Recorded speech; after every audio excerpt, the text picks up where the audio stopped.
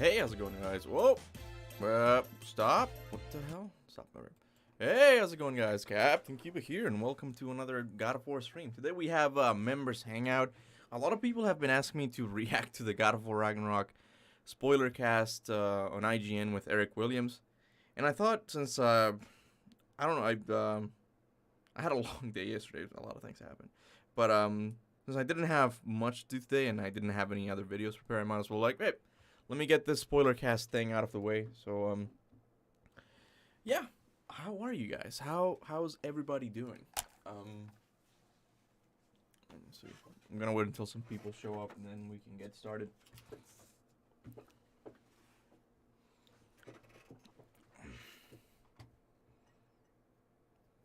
Hey, Celtic Nork. I mark my return. You've been gone for a long time. How you been, man? It's been a while. Thank you for the super chat. I appreciate it. There was actually a guy here yesterday on my stream who was, I don't know, kind of similar to you, like the same style, you know? Mr. Beast archetypal subscriber. Hey, I'm Mythos, and, oh, Celtic Nork says, I've been okay. That's good, man. What'd you think of God of War? You like it? Remember me? Oh my god! It's Celtic Nord versus Bizarri. He's here. I have 2 Mr. Beast-like subscribers. This is awesome.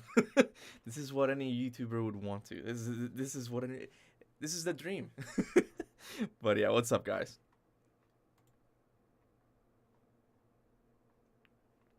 Let me check Corey. I haven't checked Corey in a while. Let's see what he's up to.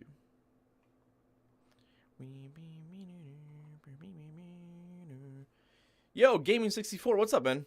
You challenged me. Uh-oh. It's gonna be an interesting stream. Corey's just having fun, man. He's just out partying right now. Whoa.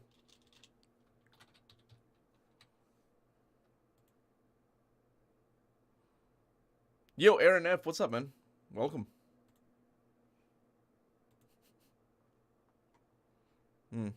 Alright. Oh, what is this?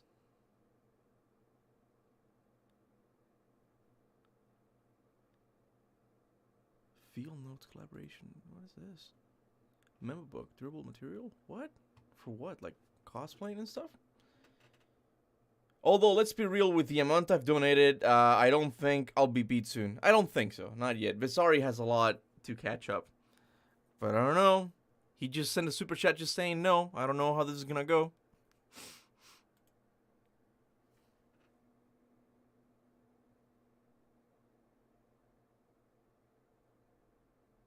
Inspired by the vanishing some genre of agriculture memo books? I have no idea what this is.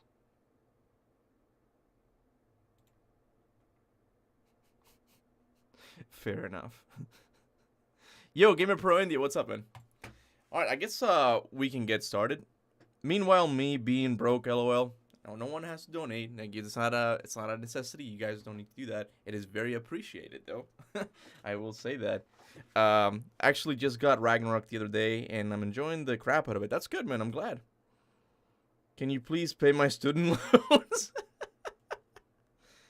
Here's what you need to do, okay? You need to open a God of War channel and become somewhat popular. That's it. That's how you get Celtic Nord on your side. That's how it works. Alright, so this is the God of War Ragnarok Spoilercast on IGN with Eric Williams. Apparently it's really good. I've only seen the kind of funny games on my own time. So just let me know if the audio's okay. That's all I can say, I think.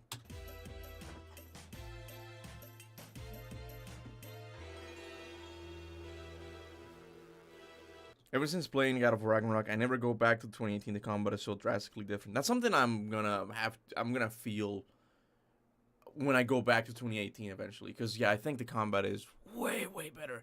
Except the hand-to-hand combat, like the shield, I missed that a little bit. How long is this? Just an Beyond, and hello and welcome to Podcast Beyond episode 777. It's a good lucky number. I'm your host, Max Scoville, and I'm joined by Josh Dew. Hi. Jada Griffin. Hello. and game director for God of War Ragnarok, Eric Williams from Sony Santa Monica. Welcome. Hello, thank you so much for having me. Thanks for coming. Now, full disclosure, we're going to spoil this game. So everyone should have played it. We've all played it. Eric, have you played it? Could you boost the video? Yeah, I'm on it. I am on it. I mean, if that's better. I'm mostly going to be quiet. I'll stop eventually and just talk. Well, I'm out now. I can pop in for a second, but here's some more. Oh, thanks, Vizari. How was the Berserker boss? Did you win? No, I won. Someone got the game, and I was happy because when he gave me his PSN and I was able to look at the games he was playing, and I noticed he didn't have God of War Ragnarok, so I was like, I'm happy that at least it went to someone who didn't have the game, because that could have happened. Someone could have won, and they would have already won the game. I know Iman it was going to get in the giveaway, but he had the game. I know for a fact he had the game. My last for the day. Have a good one, brother. Thank you so much, Celtic Nora. I appreciate it, man. Go back and enjoy the game. I think you said you were going, right? If not, just enjoy the show, I guess. Celtic literally donated Kuba my whole bank account. I want to be that rich. Yeah, I'm a couple swimming times. in it. Okay, good. That's important. So yeah, you've been warned. If you haven't played God of War Ragnarok, like you don't want to know what happens, then go elsewhere. Just run away. Go on. All right, you ready? You good? Is the audio okay now? Wait, this is for Ragnarok? I haven't played that one. Oh, you should. It's good. Man. All right. IGN gave it a 10. It's a good time. Okay, Yeah. So yeah, just a good kicker question.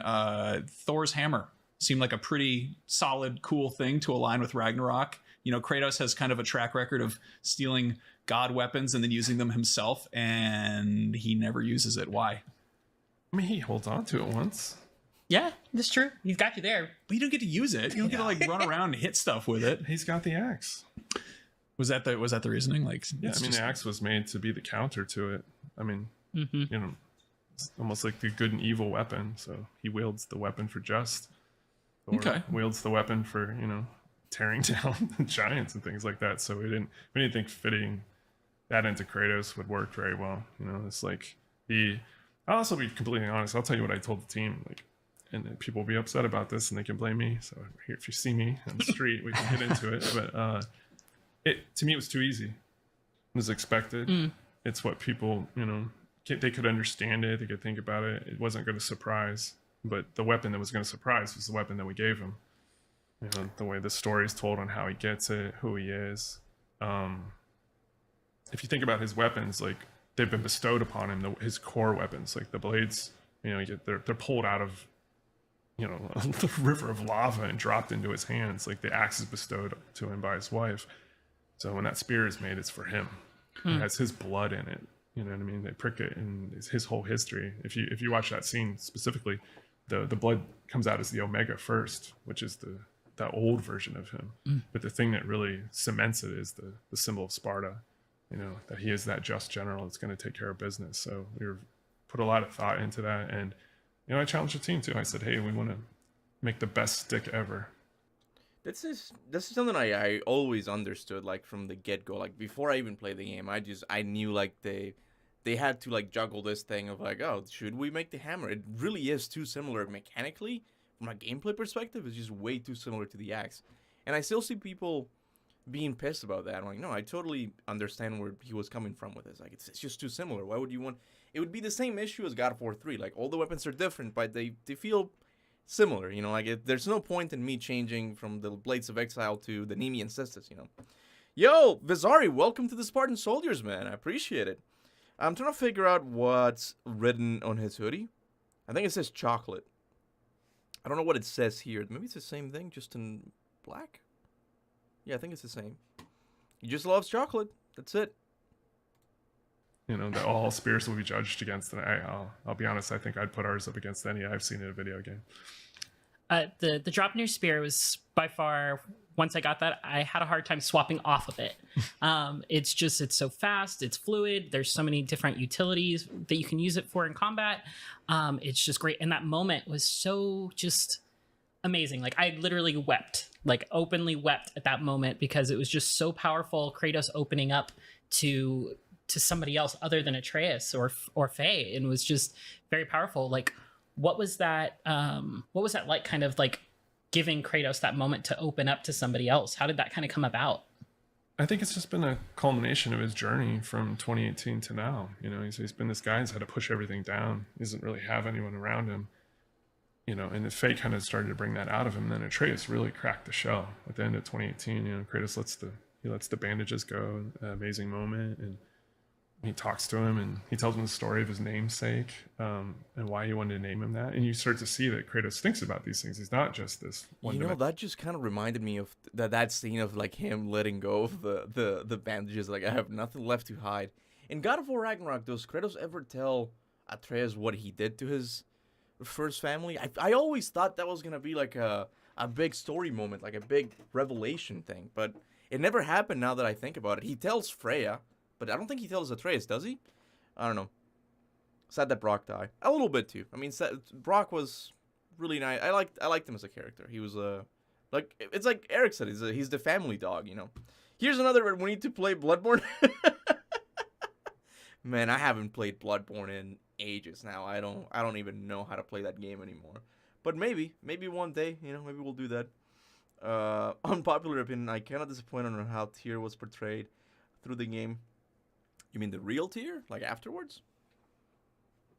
I mean, I don't know. It's just, yeah, I do think Tyr was hyped up to be something.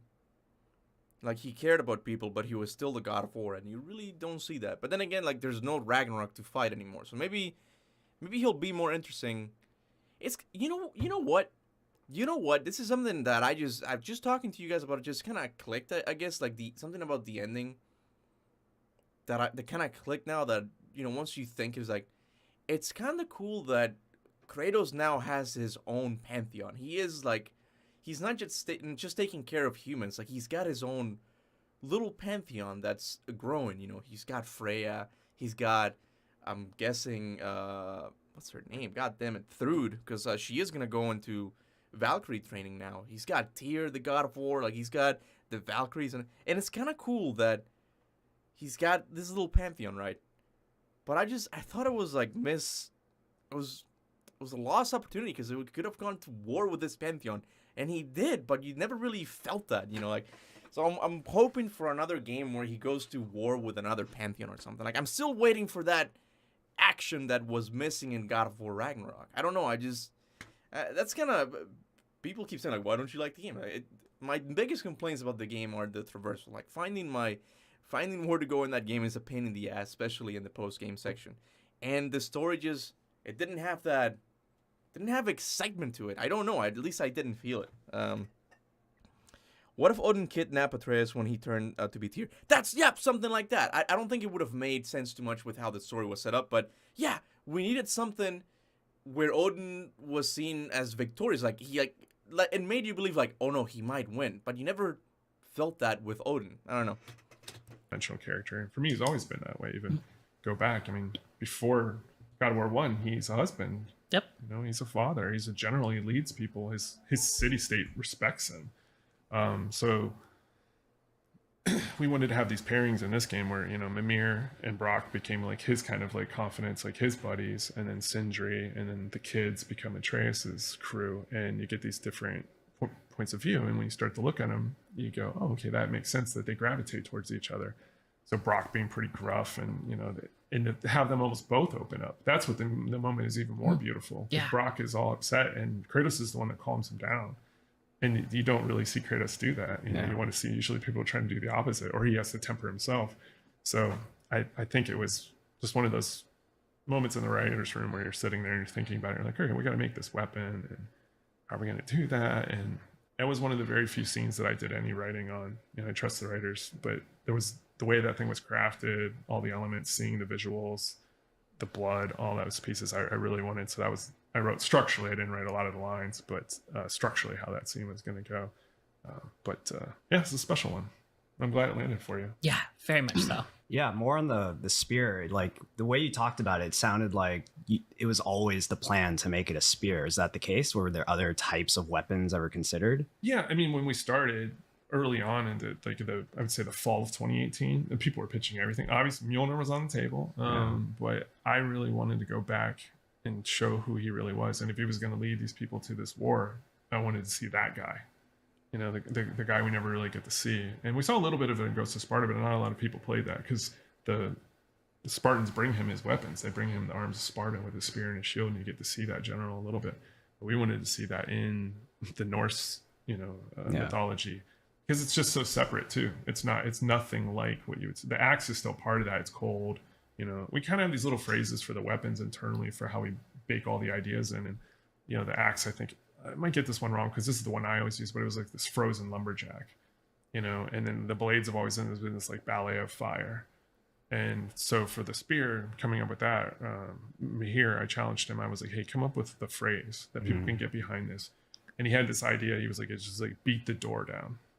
And that's what he wanted out of that spear. It wasn't just this pokey thing that thrusted it. It was this thing that just like literally would smash your face in, and he does that when you start hitting the R1 and he starts stabbing, but then he starts coming with the blunt side and it just, everything crushes. And then when you detonate it and you see all those rocks explode, and it just had this violence to it, but it was through this kind of very forceful Kratos imposing his will as a general with a thinking mindset, because you can't just go berserk with that weapon. You have to think about what you're doing. It has precision, it has a tight area of hit. There's so many things that are put into it from both the storytelling and the combat that we wanted to be folded in, where you kind of can't tell the difference. Yeah. And that's, I think, what the team is very good at. They blur the lines on everything, so it just feels like it feels right. Yeah, it felt really distinct. I remember the first time I grabbed it, I was like so used to playing with the blades, with the axe, and I grabbed the spear and I start swinging it around. I'm like, I don't know if I like this at first. I was like, it's a different style, it's a different rhythm too.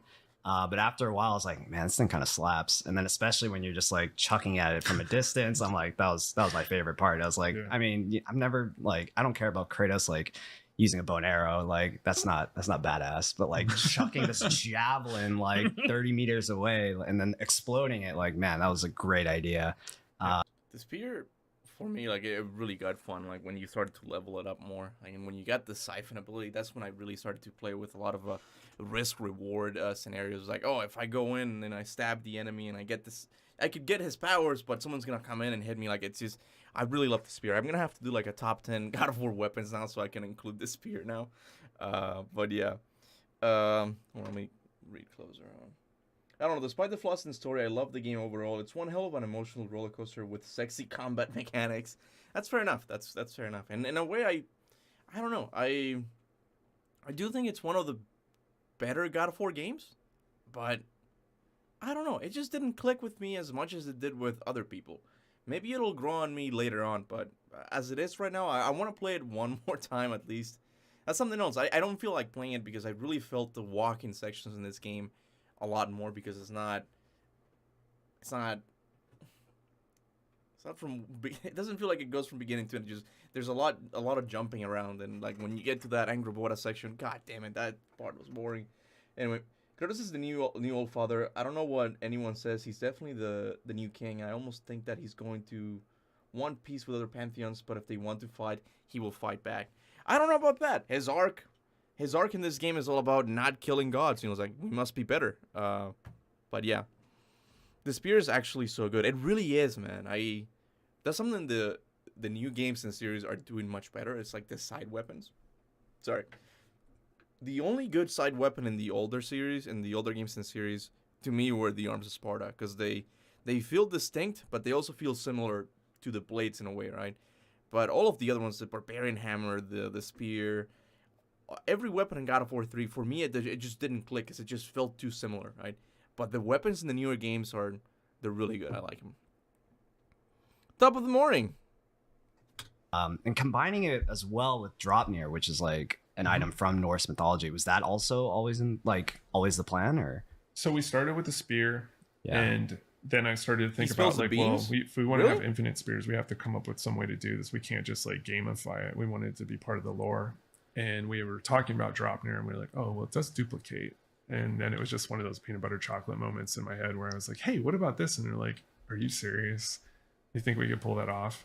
And I'll go back. We even had a crazier thing, because it had the wind element early on, where when you would detonate it, it would shatter into a bunch of rings and it would leave shrapnel on the ground. And then if you were able to like kind of use the wind, it would pick that up and you would get this kind of like shotgun pelting effect. But it just became too much, where the player was just overwhelmed with too many things to worry about. So we ended up pulling that idea back. Wait, what was the mechanic? The player was just pelting early on, where when you would detonate it, it would shatter into a bunch of rings and it would leave shrapnel on the ground. and then if you were able to like kind of use the wind, it would pick that up, and you would get this kind of like shotgun pelting effect. But it just became too much, where the player was just overwhelmed with too many things to worry about. So we ended up pulling that idea back. But even then, there was like rings everywhere. This isn't Sonic the Hedgehog. You can't do that. So it led you right into it, because then that became the joke. Like, okay, what is that going to sound like? And then everybody's like, do, do, do, do. All right. Like that actually sounds like a really cool mechanic. Captain Wu, welcome to the Spartan Soldiers, man. I appreciate it. Hey, what's up? What I mean is by that, Kuba, is that he's going to want peace with these other pantheons to avoid war. To me,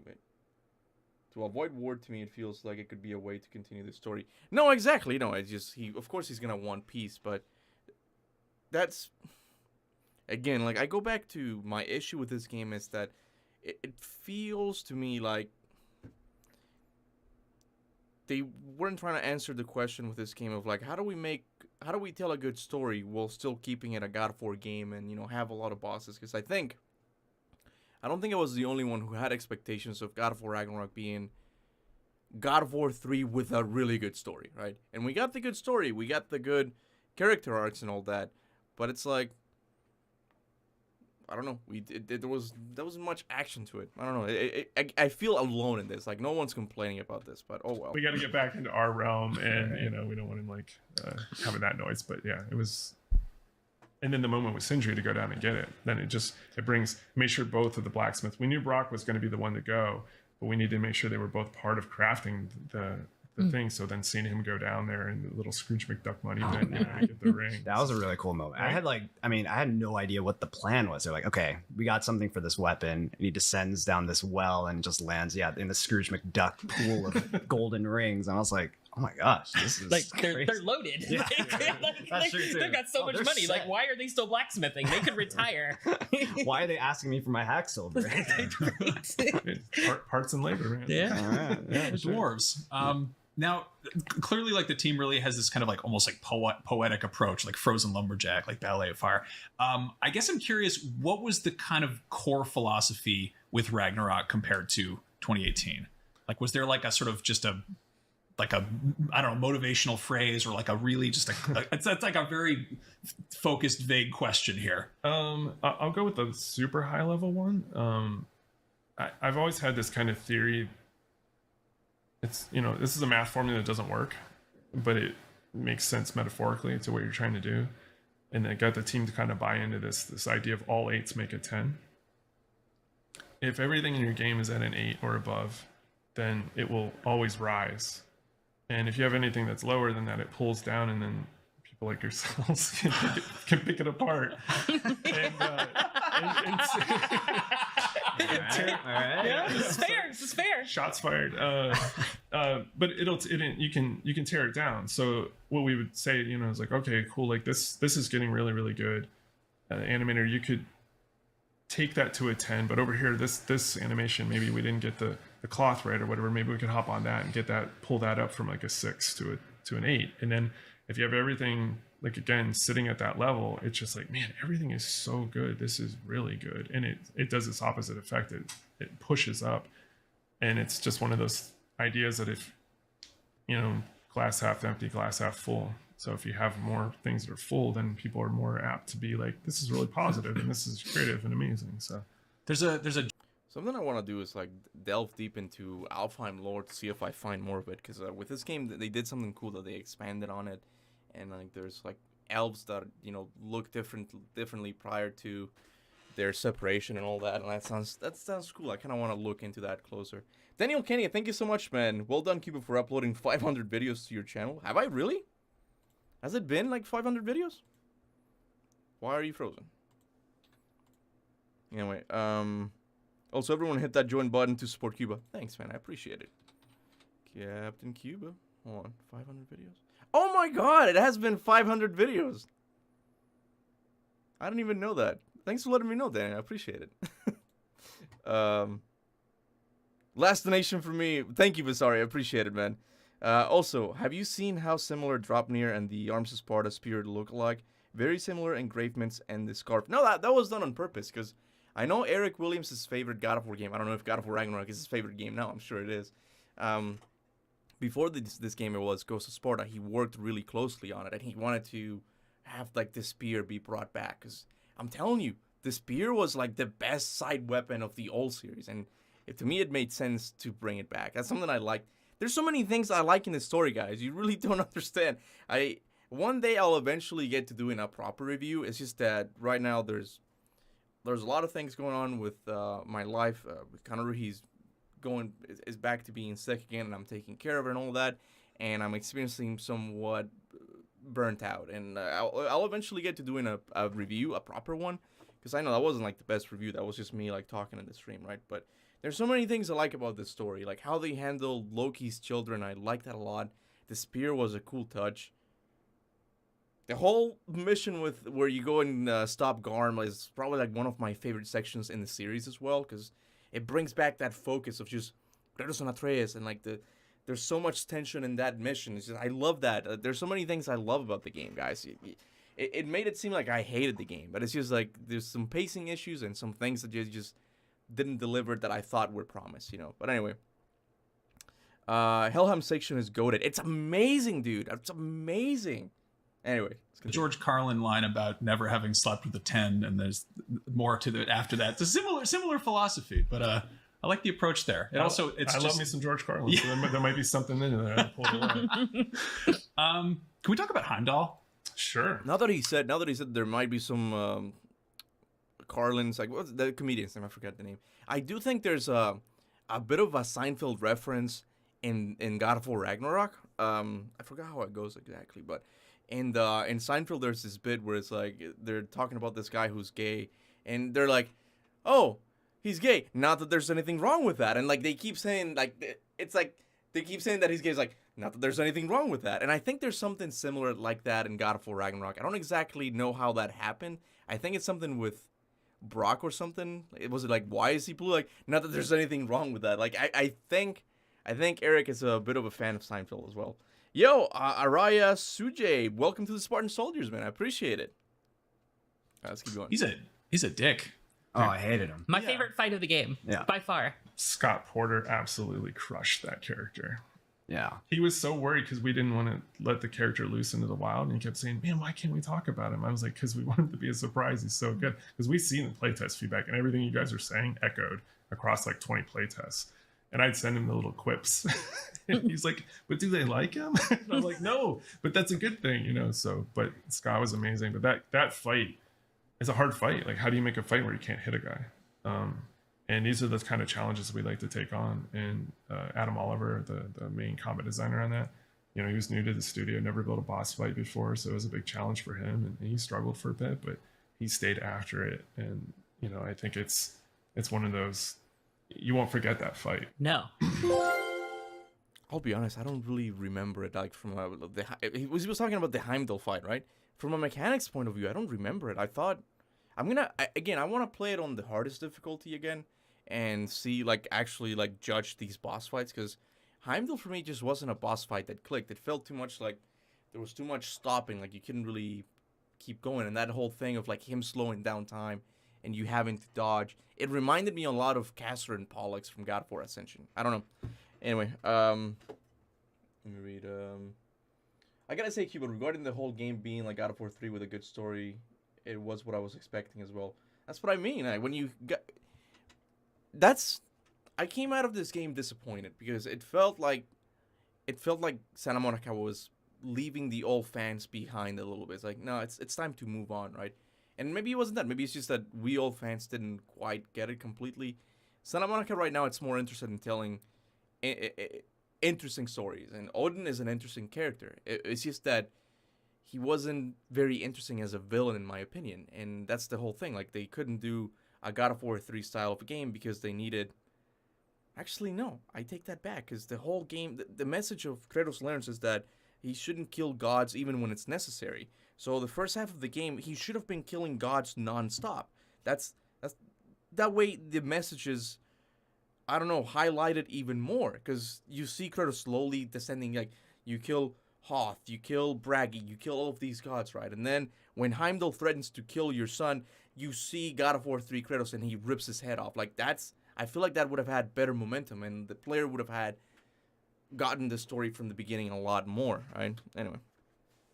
There weren't any tech flaws, so I don't know what you're on about, my man. Any tech flaws? I don't think...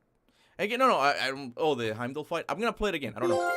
It just didn't feel so good. you're probably all aware of the Callisto Protocol. It's a survival horror game coming to PlayStation, Xbox, and PC platforms on December 2nd. And if you want to delve into this terrifying universe a little bit early, you should check out Helix Station. It's a Callisto Protocol narrative companion podcast that stars Gwendolyn Christie and Michael Ironside. IGN is publishing and distributing Helix Station in partnership with Striking Distance Studios. In episode 3 of the show, our heroes Percy and Kane crossed paths with the daughter of the prisoner who they were tracking and stumbled upon a... What's he talking about Callisto Protocol? Don't be stupid. Prendergast, get off me! There's nothing you can do for him. Percy! They're just advertising it, but are they working with... A lot about it. That was weird. It's just... We're gonna stop the show to talk about Callisto Protocol for a bit. Yo, Alan Rodriguez, man, how's it going? Alan Rodriguez is a buddy of mine. We go way, way back. I met this guy. We haven't actually met in person, but I was playing Infamous one day, and I think he saw me online, and we just started talking about PlayStation games and all that. He's a buddy of mine, like from a while back. What's up, man? Good of you to be here. No, I wasn't talking to you. I was replaying to Anya. Oh, okay, I gotcha. Brother, you must... Hold on. You must be confused. Narrative wasn't slow at all. It was the pacing that kind of felt a bit slow, and also settled by doing side quests. But yeah, walking sections are were a bit odd. It's not just that. It's just I think the game was trying to tell too many things at the same time. They were trying to tell Kratos learning to let go of his son, to learn to trust him, right? And also that whole thing about changing his nature halfway through. It felt abrupt. I don't know. At least for me, I'm not the best at like narrative dissecting and all that, but it felt like, I don't know, they were like, the game was trying to tackle too many topics at the same time. Do you read my previous text and say your opinion on it? Which one is it? Man, the flaws in the game are understandable. I guess it's due to COVID and Chris's health issues. The studio couldn't help but compromise on a few things, but I still felt it was good, but not as much. Well, I mean, with the whole Christopher Judge thing, they did delay the game. Like, they delayed it for him, right? So, I don't think that was an issue. It's more like, I really do think this was a story Eric Williams wanted to tell, but I'm not exactly sure this was the exact plan Cory Barlog had made before. But, yeah, I don't know. It could have... COVID definitely did impact the game in some ways, right? Was a couple of questions. Why did the mask work in Helheim? Why did the mask work in Helheim? What if Atreus hadn't mistranslated it? How did Odin know Atreus could read what's on the mask? I'm honestly confused about these questions. Hold on. Why did the mask work in Helheim? When did it work in Helheim? I mean, he picked it up and I guess it glue, right? What if Atreus hadn't mistranslated it? When did he mistranslate it again? I guess at the beginning when he said, oh no, yeah, it was the second time. It wasn't the Land of Fire? It wasn't Helheim. That's when he went and rescued Garm. Like, he freed Garm. He mistranslated it, right? I'm not exactly sure. I don't know how to answer these questions. How did Odin know Atreus could read what's on the mask? I think it's established in one of the cutscenes that giants before him were able to glimpse into it, like, only for a little bit. So I guess the connection was made that since Atreus is a giant, therefore he'll be able to read the mask. I think this is the justification they were going for. But dude, thank you so much for the super chat. I appreciate it, man. I hope I answered those questions to your satisfaction. I don't know. Again, I want to play the game again and just like really understand the story a lot more. I don't know. He made a mistake by freeing Garm. Yeah, because he thought it said to go to Helheim because it was like cold or something. And I think before the game release, Santa Monica was talking about how an accident happened in Niflheim and that's why it's frozen. I wonder why that is. I think that's the secret Eric Williams was talking about, because I think he says that in this spoiler cast that there's still a secret out there, right? So I'm not exactly sure why Niflheim is frozen. Do you guys know? Have you guys found the lore reason for it? Back to Beyond. I guess I'm curious, like, when you're borrowing from Norse mythology, there's a certain amount you can pull from. But is Heimdall like canonically that obnoxious, or was that like a creative decision? That was a creative decision. Okay. And there's not a lot about any of these characters because it's been pushed through the ringer so many different times. People translate it, and then you have the Christian come in, and the paganism kind of gets lost in that. And so it's just we pick and choose what we want also for the game. Put the God of War paint on it. The one thing that I did take is I read this one time somewhere is he had gold teeth, and I was like, oh, that's even makes him more obnoxious, so we'll give him gold teeth, you know. And yeah, we just wanted him to be what do we say, we wanted him to have the most punchable face. Yeah, he definitely had a punchable face, and I enjoyed punching it. Yeah, and so that build up to where you clip him, yes, clips him, and if you didn't notice, like he clips him with the right hand, and he cuts him just right, and he hits him with the ring, clips him with the ring on his hands, you know? So he still gets him with Dropner even when he's in that moment. So just those little touches for us that are like special. Daniel Kenna comes in. Who the F blew the horn? Who the F indeed? Who blew the horn? The thing with the horn is just I've lost interest in it now because it's something that happened in the Norse pantheon. Then if they're gonna go to Egypt, my feeling is like, who cares if they're Anubis? Anubis blew the horn? What are they gonna? What's the reason they're gonna come up? Like, what's the character they're gonna come up with? Are they gonna change it? Or is it gonna remain the same? My thinking is that it's going to change, and it's kind of pointless to have another character blow the horn. But it could be something they'll eventually work out. I don't know. Kuba, is just me, or is the Odin we got in Ragnarok not the one we were said to get based on how he was enacted from what we were told in God of War 2018. I don't know why my throat's itchy. I might have COVID, actually. Yeah, because it's a weird itch. Yeah, I kind of feel that. There's just, I keep going to this note. Like when Atreus is cocky and you're going through the mountains, you pick up a note left by the Raven Keeper, which turned out to be a revenant. I don't know how to feel about that. You pick up this note and he's like, everything is according to plan. I'm paraphrasing. Everything is going according to plan. The elves remain distracted, and the dwarves are locked in Svartalheim making weapons or something. It's now it's time for Odin to start Thor's part of the plan or something. And I was thinking, what's Thor's part of the plan? But when you get to Ragnarok, he doesn't want to fight. He's quit drinking. It's a lot happening between God of War 2018 and Ragnarok. That's a question I'm interested in asking. Like, were they just training? Is that all that happened? What happened in Asgard? You know, I don't know. Do a COVID test? I think I have one here.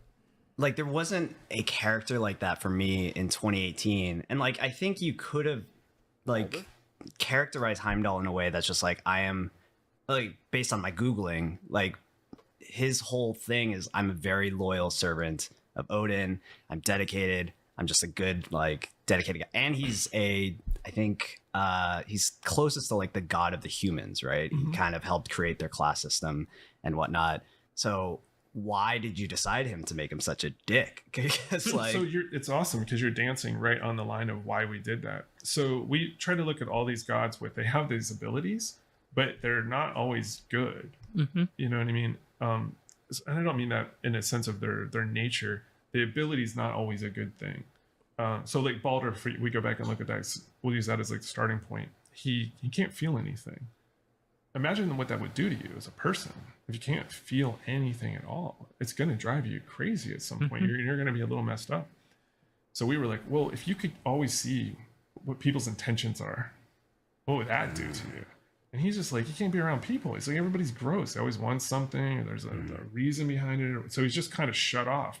But that's not really, I mean, he's still just a dick at his core. But, you know, it's that part piled on top of it. And that's why when he's looking at the kid for the first time, he's like, he starts saying wild stuff like, I see cities burn because of you. You know, it's like, he's not making that up. When Heimdall said that, didn't you get excited for a little bit? Like, I see cities burn and stuff. Like, didn't you think that Atreus was going to mess up big time? It's like, because there was a ring of truth to Heimdall. Like, there's a lot of things that I just got misdirected with in the story. Like, Heimdall's like, yeah, I see cities burn. Like, he sees, like, the Loki from Norse mythology. Like, oh my god, is Loki gonna do something like that? Is he gonna end up burning Asgard to the ground? Like, I got excited. Like, what's Atreus gonna do? But nothing really happened. I don't know. It's Hey, like he Saber really Talk, sees what's up, this man? in him. And so we were like, okay, if you take that, then there's almost a reasoning behind it. It doesn't excuse it, but you could almost go, well, if I could, yeah, I wouldn't want to be around people either, because people are kind of suck sometimes, not always, but they do. And so we wanted to give them these kind of like dualities to their abilities that also kind of make them, their personalities the way they are. That's really interesting, like having the abilities kind of be the inspiration for the personality. That's really cool. And I want to ask, as well as the decision to have Kratos kill him, I think as a player, when you meet Heimdall and you keep hanging around him, you're like, I really want to kill this guy. And when that moment finally comes as a player, you're like, oh, this is awesome. Like, that felt really good. But when you're following Kratos in this story, he's consistently like, I don't want to do this. Like, I don't want to kill people. Yeah. And he's kind of driven to this point where he's like, okay, I like in a rage, like I have to kill him. Can you talk a little bit more about that decision? Sure. The whole thing about them even meeting up, because Kratos is trying to avoid it. Like, he even says, like, we're not doing that anymore. The whole plan was like, let's go get Heimdall. And then he's like, nah, let's not do that. And then he still shows up. And that's almost like a dumb luck moment. Where, you're like, you gotta be kidding me. I'm trying not to do this. And here he is. So, and then Kratos tries to give him the out. And then Heimdall, being the prideful dude he is, he was like, once you start running your mouth about Kratos' kid, like, it's a wrap. It's not gonna end well. Yeah, it's not gonna end well. So, that arm comes off, and then he comes back, and it was very specific the way, like, I remember describing it to the animator. I was like, this has to be the most dirty, messy thing that it has to be in the game, because we want to see the old guy come out. I mean, you have to make everybody almost be like, oh no, like, is the snap, or was this like a momentary thing? And that's why I wanted Mimir off the hip and staring at it and yelling at him the whole time, like, where it's just like Mimir's watching this happen, and the whole choking him out, the arm fading, and him saying monster, because it's like, that's the thing that digs deep to Kratos. And right there, he has to hold that he did it. And there's a beautiful little touch when he rolls the body over to get the horn, and he goes to get it and he misses, and then he goes in with even more force and snatches it, because he's got so much adrenaline. And I remember we called cut on that take, and Chris was like, oh, I'll do it again, I'll get the horn clean. I was like, absolutely not, because Chris was mad that he missed it. So it was real, like, upset Chris grabbing that horn on the second one, so it was even better, you know what I mean? So he was like, all right, cool, you know what I mean? Like, That's so and we sick. watched the playback, and he was like, oh yeah, okay, cool, I see it, but it's those magic moments that happen, because he was already in that mindset. But then when he knew, because he's also trying to hit everything to make sure the camera's where it is, and then we missed it, and he goes, you watch it again, you'll see it, he goes back in with some force. I don't know what you're talking about. Like Kratos didn't get the horn in the first try. But I don't know. I kind of disagree with that. Like, I feel like that would have been the moment to really show the old Kratos. Like, the camera should have gone to Heimdall's perspective, like, from his eyes, gone into first-person mode, and, like, you see him, like, throwing him around the environment. And, then it's when you get to Mimir, like, brother, stop! What are you doing, right? And he breaks his fucking legs. Like, that's the moment, right? Like, maybe tonally it wouldn't have made too much sense, but I feel like that would have been the moment for all fans. Like, oh my god, he's back, right? I don't know. Anyway, like, imagine riding the serpent while attacking, and suddenly Thor appears, smashes the serpent back in time, and we fall down into a brawl with Thor. Yeah, that's what I mean. Like, Santa Monica did answer questions, right? It's just that it seemed like it was really back there. Like, they didn't really care too much about answering those questions, right? Like, the serpent being sent back in time just kind of, like, it's in the background. Like, you see it, right? And the game makes you look at it, but it feels so insignificant to how it was said in God of War 2018, right? It's like, oh, I was expecting to be close to when that happened or something, right? Like, I don't know, guys. I don't know. God of War 3 Ragnarok. That would have been so cinematic for old fans like us. Yeah, dude, it's like, if you really want to show the old Kratos, like, maybe for newer fans, this scene that you got there made sense. Like, oh my god, he choked him to death. But come on, dude. Come on. I've seen Kratos rip Hermes' legs off, okay? I've seen him rip Helios' head off. Like, this is nothing, dude. Like, this choking someone? Come on, that's nothing. He did that to freaking Hera, and it was even more violent. Like, oh! Just not choking, just he broke her neck. Deja Vu 619, thank you for the super chat. Hold on. I wish Fenrir played a bigger role. While the game doesn't strictly follow mythology, all he does is make the realm tear for others to escape. Yeah, he's supposed... wasn't... I would have to go back and play God of War 2018, but doesn't... I don't know, dude. It's just the whole momentum was lost. Like, how Odin was portrayed in the first game is that he's afraid of his outcome in Ragnarok. But at the start of this game, like, all of that tension is diffused by telling us that Odin doesn't care about Ragnarok anymore because he's found the way of stopping it, right? I get it. It's a good story, but it's like it's not what we got teased, right? Anyway, but yeah, the same thing with Fenrir. Like, Fenrir just doesn't do anything. Like, you don't really see... For the people saying that the Ragnarok battle was good, go back and play the intro of God of War 3. Like, that's how you show, like, a really good, like, pantheon fight type of thing. Like, you're going up the mountain and you see Hades in the distance just pulling something. Like, what is he doing? And he pulls down this huge titan, and then you see Helios fighting the fire titan. You see that. You get to experience the excitement, right? You got none of that. Some people say that Hoth and other Aesir gods are there. I'm going to have to replay that part again, but I don't remember seeing them. I don't know. Ace, welcome to the Spartan Soldiers, man. I appreciate it. Welcome to the ranks. I mean, you literally listed the way that made Fenrir have... Wait, what? You literally listed the way that made Fenrir have a big role. I think you're talking to someone else. I don't know. There wasn't even a neck break sound to Heimdall. Where's the neck break? Where's the neck break sound? In my opinion, it would be cool if we saw Kratos smash Heimdall's head like he did with Zeus to show the... Yeah! That's what I mean. The game is trying to tell me that Kratos is going back into his old ways, but he doesn't really do it. It falls into the issue of telling and not showing. I don't know. That's some of my favorite stuff in this is just the sort of the human element is like front and center despite everyone being, you know, some sort of deity. Are there any other like tidbits like that come to mind of like sort of just organic things that came out during performance capture? There's always some. We always try to be a collaboration with the actors. Like, we wrote the words, but like if you're feeling this or you're doing that, like certain things. And Chris is so good with Kratos. There's a moment after they come back after saving Freyr, and he gives him the boat, and Freyr kind of goes like this as he moves away because the drugs are kicking in that they gave him for his wound, and he's like, you know, make a vineyard God proud, and he pumps his fist like that.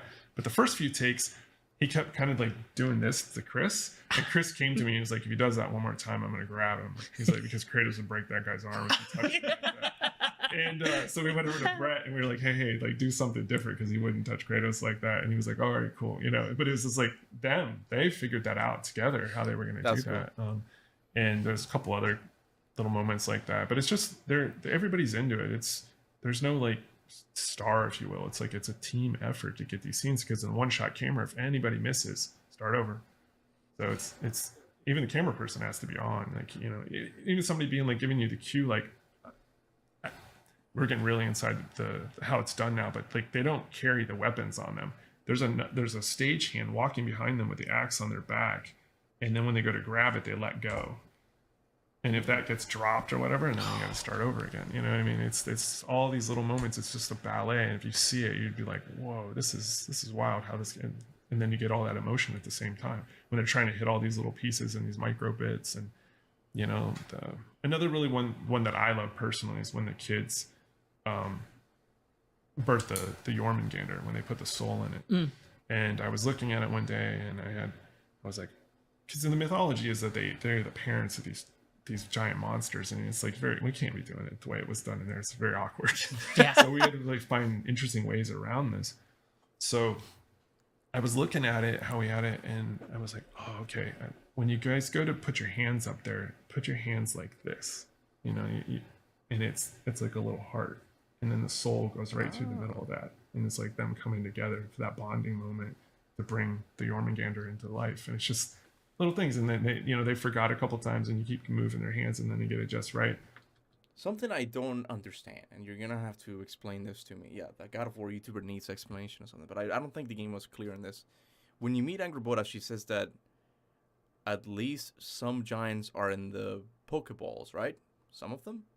Because I didn't see any giants afterwards in the Ragnarok battle, right? She did say that some of them... Because she says, like, these are the giants, right? Like, when she gives them the balls, like, these are the giants, right? And the fact that Atreus takes the soul of one of these giants and puts it into the snake, tells me that there's other giants in there, and in the balls, right? And why did the giants go into the balls? It's like the giants were really, really afraid, man, because they, not only did they leave the first area of the realm desolate, they also put, like, dead bodies to tell Odin, like, we're not here. And then that wasn't enough. Like, they went into the Pokeballs afterwards, right? It's like they really took measures to make sure Odin didn't find them, right? Bizarri, thank you so much, man. There's no neck break. He choked Heimdall to death. No, we're not saying that there wasn't a sound or to convey the neck break. I know it was a choke, right? But we're just saying, like, I feel like we needed more. Like, if they really wanted to show the old Kratos, you had to surpass the Helios death at the very least, I think, right? That's what we're saying. We're not saying that there wasn't a sound for the neck break. We know there wasn't a neck break, but anyway. Ragnarok should be rated E. There's no gore at all. I mean, there's gore. I never expected it to be back the same as God of War 3, right? But I don't know, guys. I don't know how longer they're gonna continue with this formula. People are still liking it a lot, but with this game, I'm starting to see, like, I don't know, as a God of War fan, some issues that I'm like, I don't know if they should have done this, type of thing. But anyway, Arashi J, when are you planning on a Discord hangout, Kuba? I want to do a members hangout where I play the game again on the hardest difficulty, and then maybe we'll do a hangout. I don't know, guys. The hangouts thing just lasts too long, and life right now for me is just too busy. I haven't been able to do much videos. I did the Who Blew the Horn video, and I haven't been able to work on anything else ever since, right? So I don't know when I'll do a hangout. So hold on, I'm missing a lot of super chats here. I'm so sorry. Finally finished the game. Now I can watch YouTube again. Welcome back. Welcome back. As an avid God of War fan, I agree with everything you say, Kay. Thank you. Thank you. That's just something. And I kind of feel for Star Wars theory right now. Like, the guy, I'm inspired by that guy a lot. He's going through some heat right now because he says that there's screws and there's bricks and stuff. And I'm like, I kind of understand where he's coming from. Like, you didn't really see that too much in older Star Wars, maybe because of the quality. Who cares? But the point is, like, kind of loses that thing, right? And I see a lot of God of War fans going through something similar. I saw this comment that I thought was hilarious. Like, everything in this game looks bad, man. Asgard is dirty. Vanaheim, there's nothing. It's like they're missing the architecture of the older God of War games. They're missing, like, the gore. Like, they're missing. For older God of War fans, when you hear the word Ragnarok, the Twilight of the Gods, this huge battle, it comes with a lot of expectations, okay? And that's what new fans don't understand. They're like, no, it's just about a good story. It's not just about a good story for old fans. It's like, no, it's a God of War game. You have to deliver on certain things, and the gods is just an integral part of that. Like, and now with Kratos not wanting to fight gods, I don't know how I feel about it, right? But anyway, I'm disappointed with that the finishers don't have fist finishers. It's only weapon finishers. Well, I mean that's just, I feel like that's more of a nitpick. Like, they added a lot of finishers. Like, the fact that you have different finishers with the spear, the blades, and the axe, that should be enough. I get it. Like, more would be better, I guess, but it's like there comes to a point where they have to stop. It's like Eric said. It's like, if everything's an 8, like, we don't have to make it a 10. Like, if everything's an 8, it's gonna make the game look like a 10, right? So it's like, maybe fist finishers would be cool, but I don't know if they were needed, though. I don't know. Best costume in all God of War games? I might make that into a video. I might make that into a top 10. I would have to think about them. I don't know. I'd really like the armor from God of War 2. Like, the intro, the God armor. That's beautiful. And then that ended up becoming the cover of the 7-inch that comes with the collector's edition. If you look at that, that's their hands like that with Angerboda and Atreus running into the field. Oh, whoa. Yeah. That's awesome. I'm really curious, when did the team know that Ragnarok was happening? Was it, like, did you end 2018 knowing that there was going to be something afterwards, or was this sort of, you left it hanging and picked up? Well, I mean, they most definitely wanted us to make a sequel. The game did okay, right? So, but what it was going to be was still up in the air at that point. And then the first talk was like, okay, is it going to be 2 or 3 games? And then there we go. We kind of got to the point where we were like, I think we can do it in 2. And then Corey was very adamant, like, hey, I think 2 is the way to go. I think we can touch this up. And then at that moment, he gave me like 3 things that had to be done. And I said, okay. And now he's like, what are the 3 things? He's like, well, Ragnarok's going to happen. the kid's got to leave, and Brock's got to die. And I said, okay. And he goes, do you know why Brock needs to die? And I said, yeah, I remember we talked about this a long time ago, that he's the family dog. And so that's why. And he said, yep. And then that was it, pretty much. Like, and then the rest of the time was like me just checking in with him, like, we're going to do this. How do you feel about it? And he's like, that's good to go. So you bookended the entire game with the deaths of family dogs. Pretty much. It's not really a fan favorite approach, but sure, go off. So, but I mean, it works. It works. It Family definitely dogs works. dying. It works. Metaphorically, Yes. but it's the I mean, Corey just like, we have that trust with each other. So he was like, that's like the things that he had, and we just worked and the writers back and forth, and that takes a while, you know, to get all the little beats and how everything's going to come together. And but yeah, Ragnarok was the thing, but we didn't want it to be the focus. Like, even though the game's called that, I think that's where some people get a little like perhaps frustrated with pacing and whatnot. They're like, think it's just going to be Ragnarok from the start till the end, and it just comes in towards the end. And it's because it's like nobody wants it to happen. It's just, we're in this weird limbo period of Fimbulwinter, and as long as nobody blows the horn, we're good. And then it has to be a really good reason to blow the horn, and then we give a good reason to blow the horn, right? Because you can't lose the family dog. There it is. Yeah. Was obviously, you know, you're supposed to kill your darlings and all that. Was there ever a maybe more bloodthirsty point in the writer's room where other characters were going to get killed off, or was there, you know, ideas getting kicked around there? I mean, no, we weren't like going to do any kind of weird red wedding thing or anything like that. Like, we like it. We love our characters, you know, like even the ones we killed, we felt, you know, like it had to be done with a sense of purpose and good reason. It couldn't just be done like flippantly. So I don't think so. We were pretty set with the cast. I don't, you know, this game was wild because normally you do a lot of like trimming, and we only trimmed a little bit out of this game. Like, we had a really solid plan and just kind of stayed after it. And I thought the team was ready to do something in this scale, and I think they showed and proved that they could. Anyway, I don't know. It's with developers, you kind of listen to them and all that, but of course they're not gonna tell you the complete truth about what happens behind doors and all that.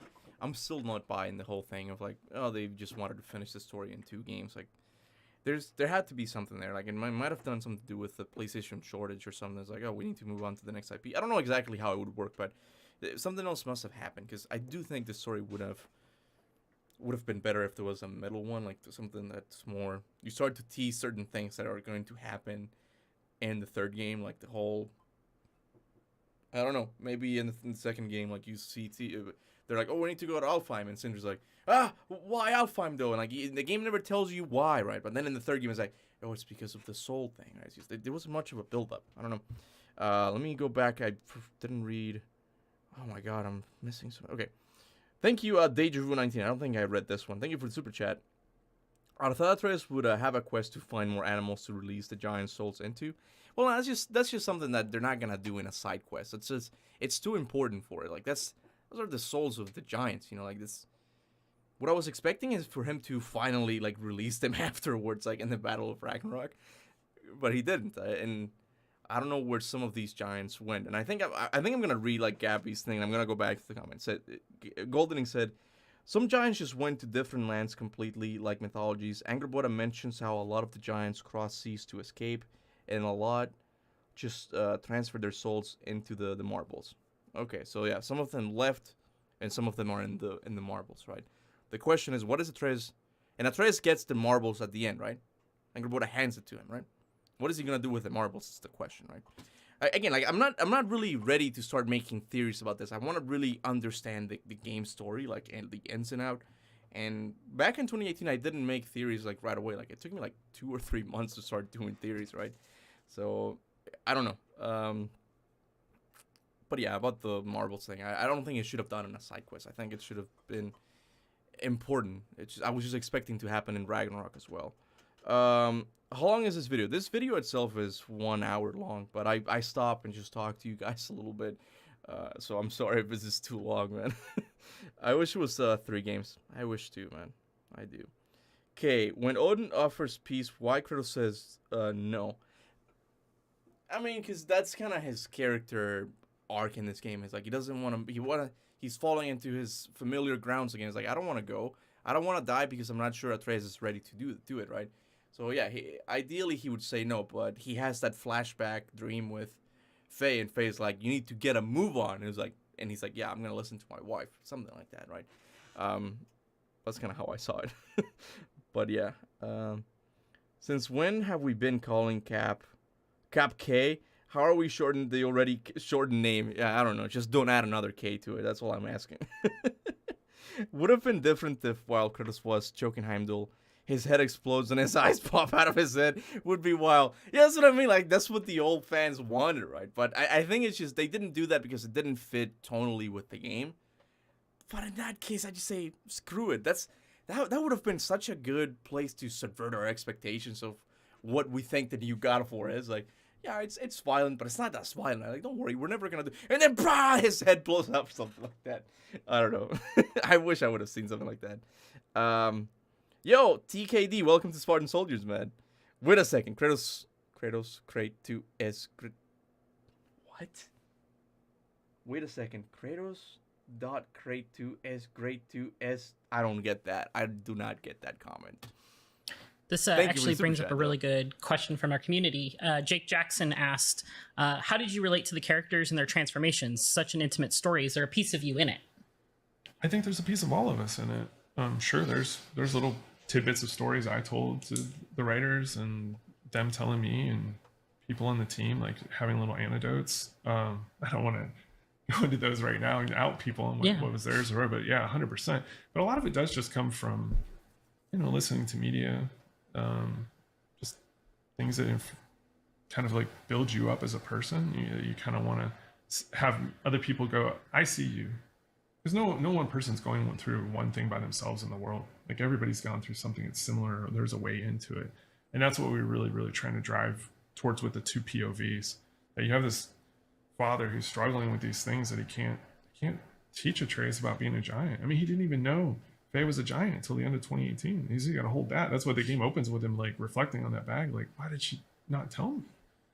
And he's got to raise this kid. And he's got to keep him away from all this crazy stuff that's about to go down. And then the kid's like, I want to know about that. And you can't fault him for that. It'd be like if someone was adopted and they wanted to find out who their birth parents are. You can't say, well, I raised, you know what I mean? Like, you got to let them figure that out. So we wanted to have those pieces be there where people could connect. And there was a lot of ways in for different, if you're just not into Kratos, there's still a way into that story for you. You can find something to latch onto. And I think the one that a lot of people don't see coming is the Sindri transformation. Mm-hmm. He's so keyed in the last game, germophobe. We play that card really well early, where you're like, yep, he's that guy. He's almost like a caretaker, because he shows up and it's almost like when you go to school and he's like, you forgot your lunchbox at the bus, and then your mom comes running out, because he's got that moment where he's like, and I got you these compasses, and then I got you a little lamp, and, and he's always taking care of you, and he's like, and don't tell Brock, and all this kind of stuff, and you just see that, and then when he gets clipped on the head and you see him all bandaged up, because when the kid turns into the bear, you even feel more sorry for him, and you're like, oh man, like poor Sindri.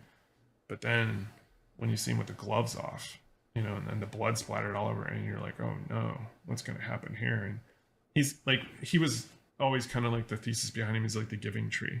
He's always giving and giving and giving and giving and giving until he's a stump. In that moment when you see him at Brock's shop with Brock on the table, you're seeing the stump. Yeah, what I noticed about that arc for Sindri is that he still doesn't forgive Atreus, even to the very end of the game. Like, I don't know, was that even considered? Like, was there ever going to be like, maybe we should have them have a reckoning or like just make up, but they never do. I don't know, man. Some people have fallouts and don't talk to their brother for 20 years or their best friend never again over some silly dumb shit. So, we're like, you're not just going to bounce back, so we'll see what the future holds. But right now they're not on good terms. What do you, I have like a backlog of super chats that I have to get to. But I'm going to ask you this, and then I'll go back down. I'm going to be a while before I continue the video. Hold on. So what do you guys think Sindri's arc should be next? Like, what do you want him to stay angry like that? Do you see him more more actiony role? Like, is he gonna continue fighting? Is he gonna eventually come back to Kratos and Atreus? I don't know. What do you guys think? Oh shit! Nice. Okay.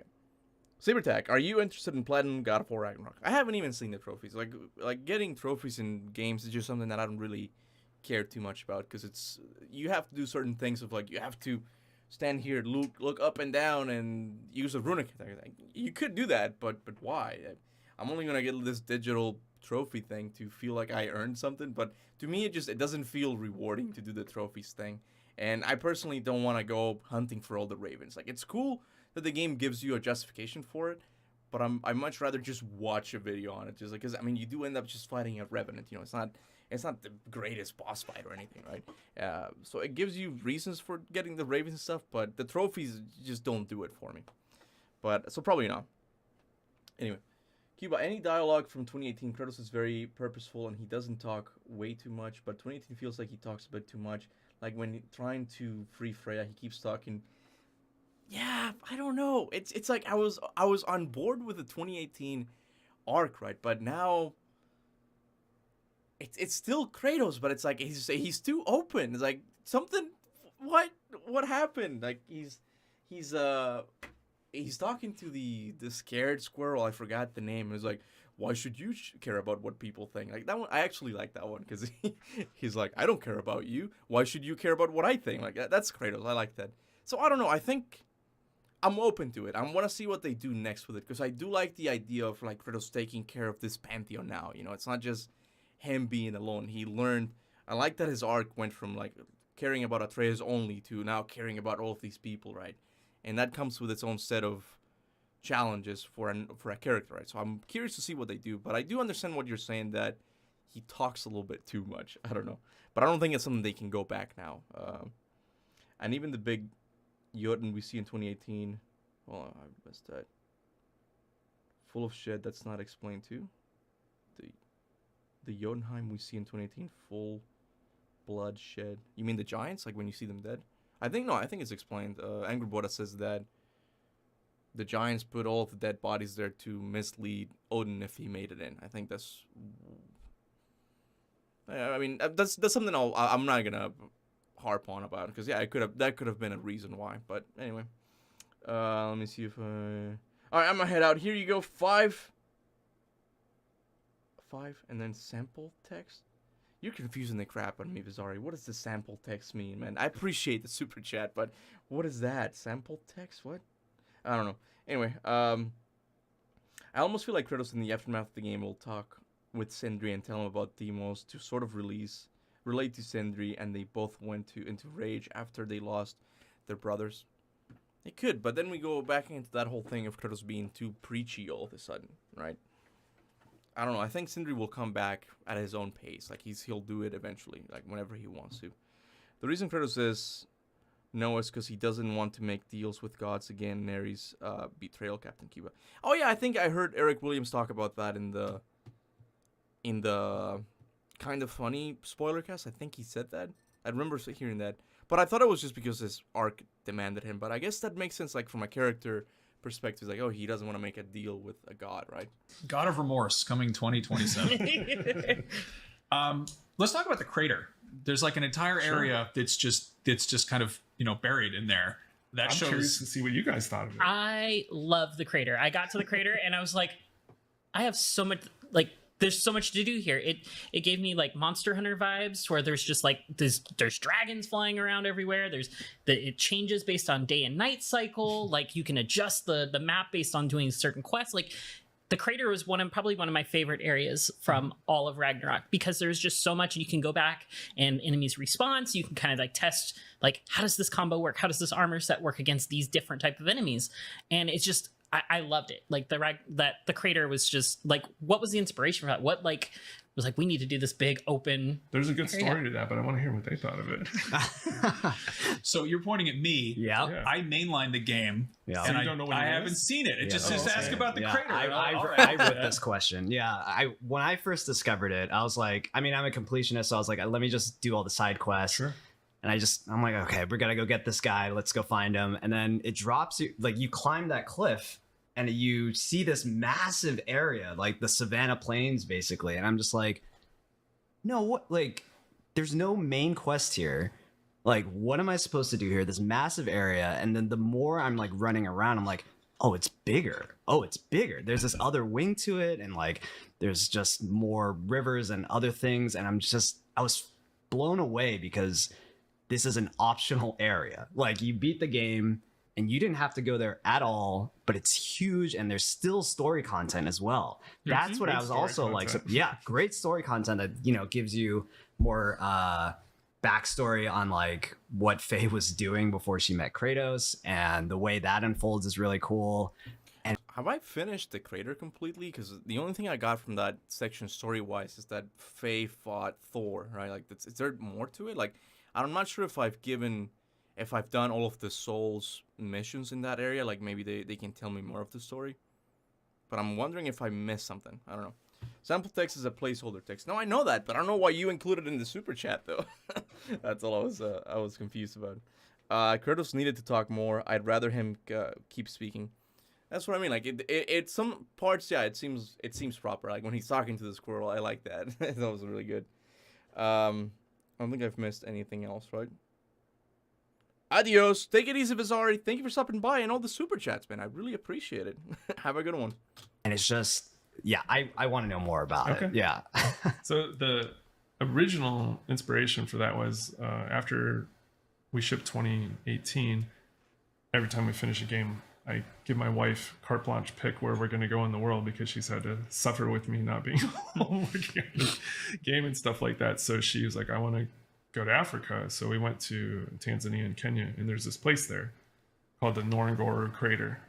And it's this volcano that collapsed in on itself, and it's this giant valley, and all the animals, minus the birds, they're born and die inside here because the walls are so high they never leave. Only the birds come in and out for the most part. And we spent a whole day there driving around, seeing all the animals. And I watched like a gazelle be killed by a cheetah in the morning, and by the night when we were leaving, there was nothing but a skull left. You know, you literally watched like a thing be on the planet and not be on the planet. But it was this ecosystem, and you had predators and prey and all these things going on at once, and it was just incredible.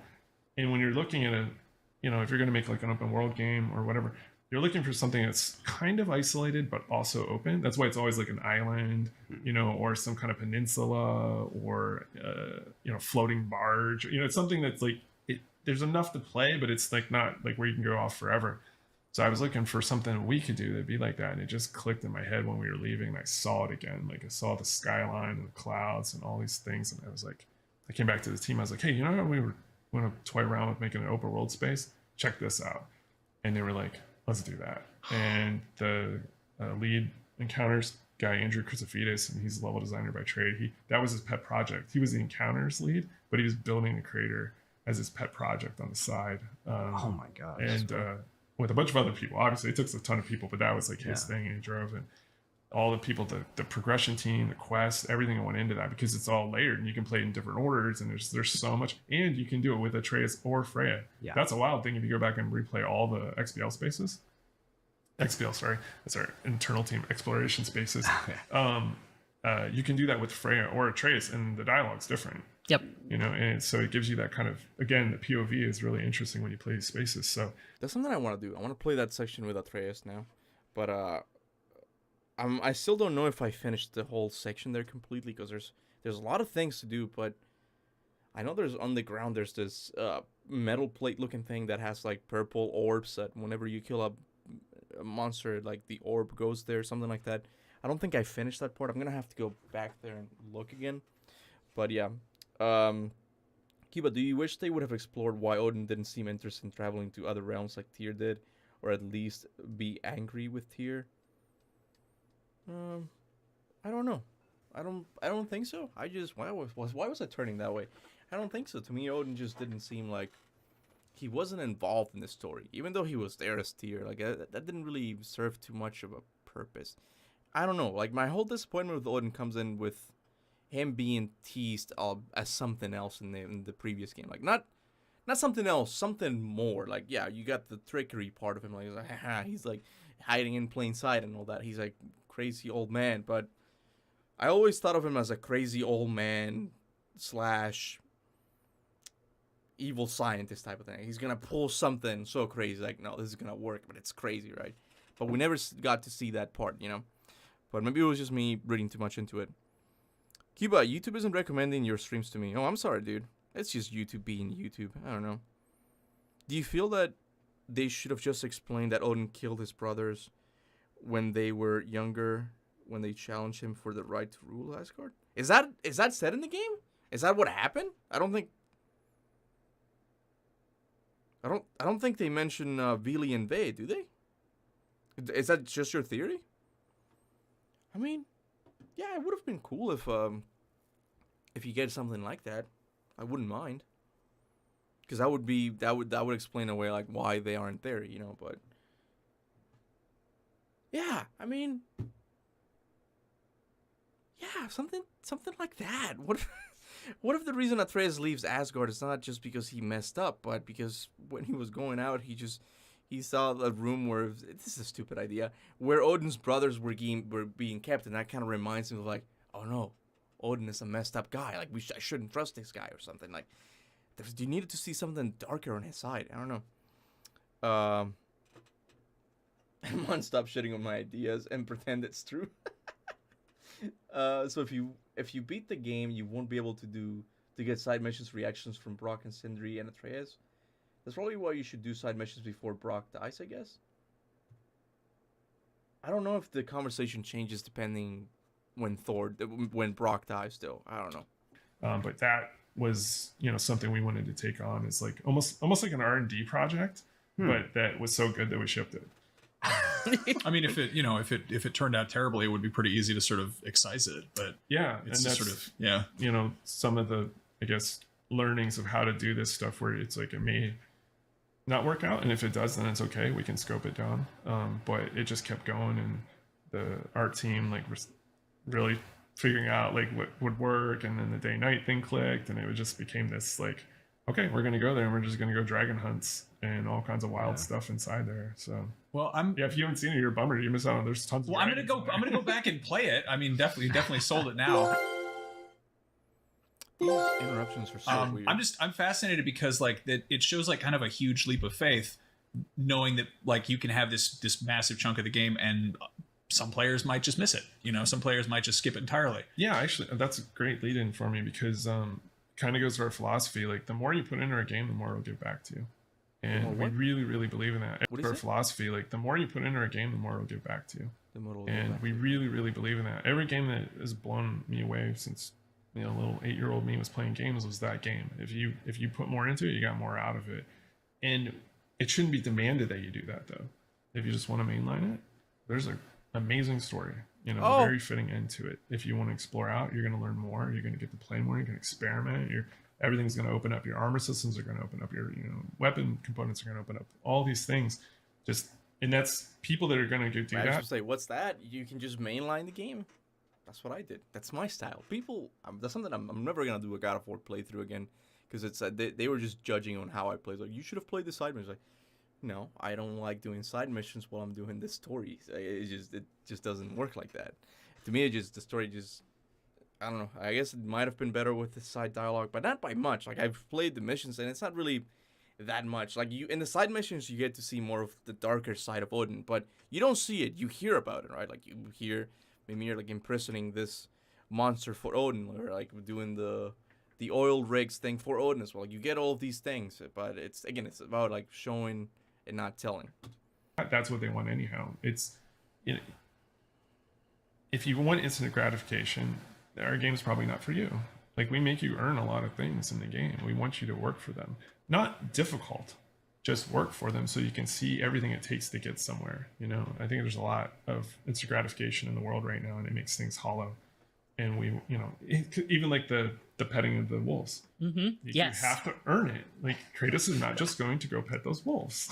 I helped out a lot with our writing our wiki and our guides and stuff. And at one point, it's like things that, you know, we have things God of War Ragnarok doesn't tell you. And I was like, you can't pet the dog. And then I finished the game and got all the way in. And I was like, hey, remove this. You can pet the dog, but you have to earn it. Yes. And I was like, this is such a amazing little detail that I loved. And I was just like, this made it all, I felt so much better about being able to pet the best boy in the world. Wait, what? When can he pet the dog? When you complete everything?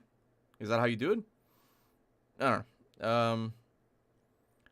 I wish instead of Hearst and Mist, there were Aesir gods. We didn't get to see a lot of Aesir, but Hearst and Mist is one of my favorite fights. It's a really good fight. Like, mechanically, it's really good, and the whole environment looks really cool as well. That's what I mean. Like, the same way that they threw Hearst and Mist as, like, cannon fodder. Like, why didn't we get that with some Aesir gods? You know, why? Where are all of these gods? It's supposed to be populated, right? But no, so... you can pet Fenrir if you go to... Oh, the Jotunheim thing. Okay, I've done it. Okay.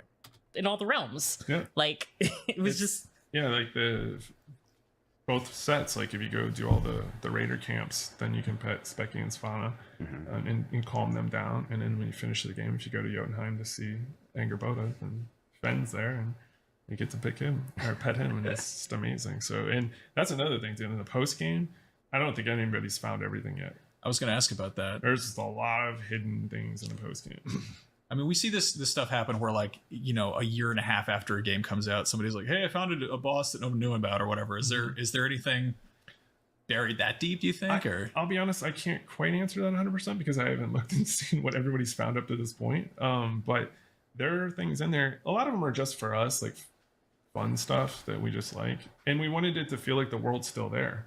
You can't end and him say, you know, there's much to do, and then it's just like the game's over and then that world stops. So we wanted to have this like living, breathing post game where you get to see little wrap-ups with characters and you get little hints of where they could go in the future. And, you know, even though it's the end of the Norse saga, we leave it open for maybe there are other things with other mythologies and whatnot. So we'll see where the future of Santa Monica goes. Now, mythologies. We leave it open for maybe there are other things with other mythologies and whatnot. So we'll see where that... I mean, the artifacts, like the one I keep thinking about is the Aztec one that says that the underworld god is very cruel, right? Like that. Maybe the Aztec one is something they'll do eventually. I don't think I found anything about Egypt yet, though. Have you guys found anything he's talking about? Literally, what we just said. Well, what did Eric say? There's also a dog raider campsite mission, which is amazing. The dog raider camp. The post game is amazing, although with boring backtracking. It's not just backtracking. It's just that traversal is kind of bad. Like they need to fix climbing. They need to make it more visually easy for the players to be like, oh, cheese wall, I can climb on that. Like I spent like 10-15 minutes looking for a fucking crack in the wall because I forgot it was there because there's walls. It's part of the environment, and they just put a marking that tells you, okay, you can go through here, right? But there's no visual language for you to reason to it, right? There's a knock artifact you can find. Oh yeah, I think I found that one. Yeah, never mind. What? There's a Legion artifact in Midgard, in Sigrim's Palace when you find the first key. Okay. Skill issues? What? Okay. The future of Santa Monica goes. Now, I mean, if you pay attention to Tyr, I mean, there's a reason why he does the 6 animations that he does at the end of the game. The what? The 6 animations? The future of Santa Monica goes. Now, I mean, if you pay attention to Tyr, I mean, there's a reason why he does the 6 animations that he does at the end of the game. The 6 animations? I mean, one of them he's meditating, so maybe Indian mythology? Like, I don't know. Or Japanese mythology? I'm forgetting. One, he's like, I would like to be left alone or something, right? You also find Cleopatra's toy? Do you really? I'm sorry, say that again? So Tyr, once you free real Tyr... Yes, yeah. He is in all the realms. Yeah. Yes, so we were trying to... In all the realms? I haven't seen him in Jotunheim yet, though. Down. We were tracking him. Yeah. Is he in Jotunheim? Does he pop up in Jotunheim? I don't think he's in Jotunheim. Okay. He's in Midgard, Alfheim. He goes to the Spark of the World. Yeah. He's at Svartalheim. He's Svartalheim. Vanaheim at the Grotto camp. Right. Yeah. So there's like 6 different places he is. But, okay, so he's in he does very specific animations. Yes. So may have seen that he's been traveling the world. Yeah, so we noticed that as well. I mean, it was. Can I ask about that? Like, Sure. Just the fact that I'm gonna get in trouble here in a minute, Joel. the fact that he even comes back at all was a really big surprise for a lot of people who played the game, because that's another like post game thing that like if you don't go back to Niflheim and find that prison and then go to the bottom. I mean, hopefully I'm not spoiling it. It's a spoiler cast. It is a spoiler We're cast. spoiling. Yeah. Yeah, what brought about the decision to even bring him back? Because like We love once Tyr. the twist happened, yeah. What do you say? Straight up, I mean, like he's an awesome character. I mean, even it's funny if you go back to look at the trailer from 2021. You know, he's in there, and everybody's like, "Oh man, this is amazing!" And all this. And then we put him in the end of the 2022 trailer where they're clasping hands, and everybody's like, "This is amazing!" You know, 2 gods, 2 wars. Yeah. You know, kind of vibes, but it's like, you know, the trick now. Yeah. Yeah. And it just like That's the I thing. wanted it into the marketing where people were just, dude, all along they just totally piled it on. But we were like, no, it's real tier is he's still a thing, and we want to know about him. We didn't want to just like throw him under the bus. So if you look in that prison in the cells, there's a lot of other dead bodies, and and there's a couple characters that are alive in there that you fight, enemies and whatnot. But that's like Odin's whole thing. He was putting his thumb on the scale everywhere by impersonating other people. Yep.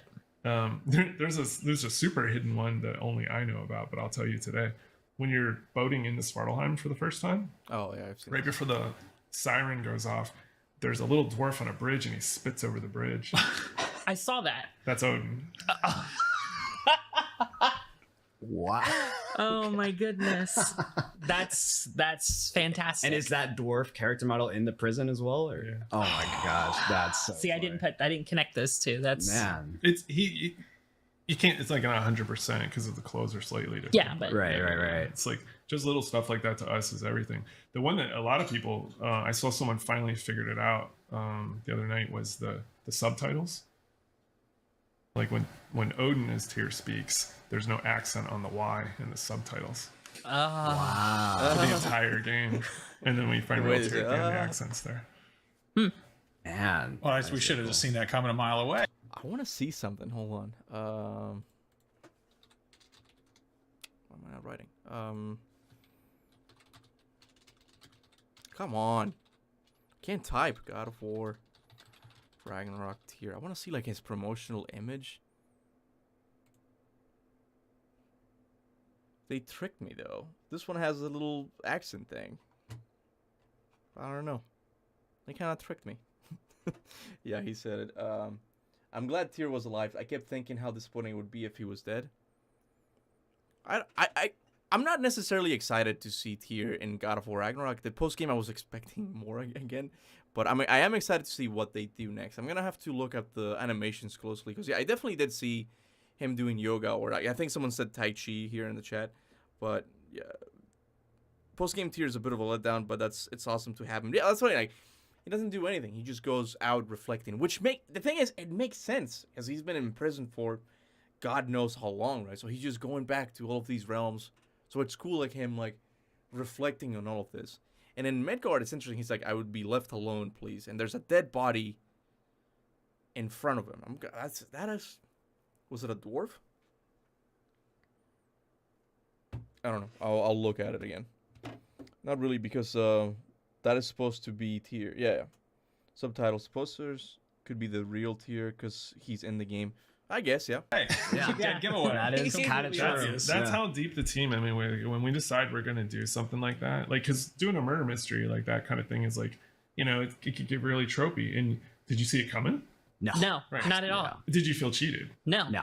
Right, and so Yeah. that's like Sixth Sense. That's really hard to do. Thread that needle. Right. So when we said we were going to do that, because I remember we were in a meeting one day and we were talking about the Tyr prison and all that. But that's what I mean. Like it was well set up and all that, but to me it did feel like a little bit of a letdown because, again, like I was expecting more from Odin. Like that would have been the moment where he kidnaps Atreus or something. That's like, oh my God, he's been here all along. That's where he shows his colors, but he fumbles around like when he goes to get the mask. He lets go of Atreus, which he knows he needs, and he doesn't even get the mask to begin with. That moment hurt because I'm like, Odin's a loser, man. He's not really the cool guy he was hyped up to be in God of War 2018. He's not in control of things. Like, he was there, but he didn't do anything. He got he got tired of Brock giving him shit. Like I guess he thought he was like, he was made. He's like, oh, they made me, so let me just kill him, right? I get that, but it's like he fumbles around. He didn't need Atreus anymore. No, he did. In the ending, he's like, no, the mask is reacting to you. Put it on. Look into it, right? Like the mask, I don't think it reacted to Odin, did it? He needed Atreus, right? Anyway, do you believe Athena should have been in the game to set up a grander world and threats? I feel there needs to be someone influencing the leader of pantheons that makes them see Kratos as a threat. The leader of pantheons. So you mean like the? Thank you for the super chat, first of all. You mean the higher plane of existence where they all come from? I don't think Athena.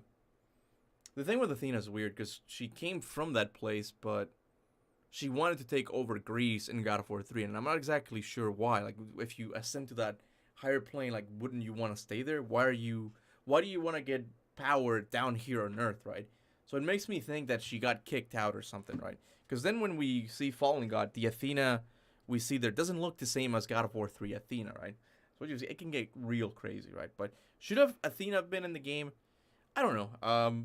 In a way, I don't want the God of War series to feel too Marvel-like, and I don't want them, even though I waited to the end credits to see what could happen, like nothing really happened. I was like, maybe we'll see Athena, but I don't know. It's a 50-50 on it. Like, maybe it would have been cool if they did it right, but I don't know.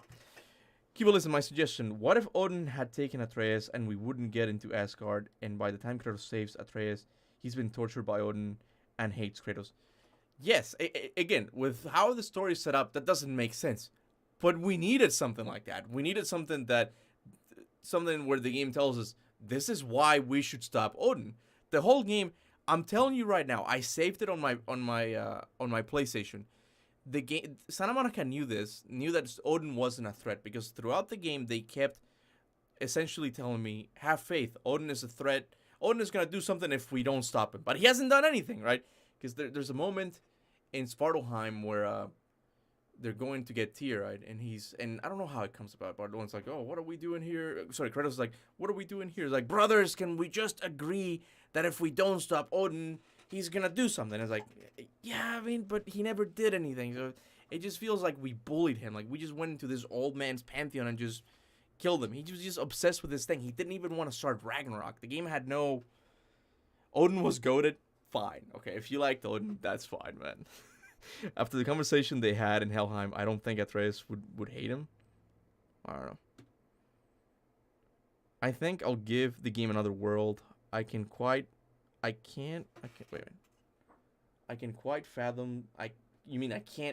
the story yet. Yeah, I'm sort of with you. Like, I'm not exactly sure where all of these scenes mean exactly in the larger scheme of things. I'm excited for the prospect of Atreus going to the Japanese pantheon because he fits that setting. Because of the bow? Because he's calmer? Why would he fit that setting, though? I don't know. And I don't know what he means by Tyr doing the things. I guess he means that they're gonna do a Japanese game or Chinese or all of these mythologies, but I don't know. Well, Zeus was badass. Yeah, Zeus would beat Odin easily, man. And I said to the writers, I was like, what if Tyr's Odin? And they were like, what? I was like, what if he's just in disguise the whole time, and like that's how he gets all the information and he knows what's going on, and that's how we do the flip-flops of the prophecies? And they were just like, okay, stop talking. What information he gets? What he learns that he's going to die in Ragnarok, and I guess he starts to become obsessed with it, but he doesn't do anything to plan against it. Am I wrong about that?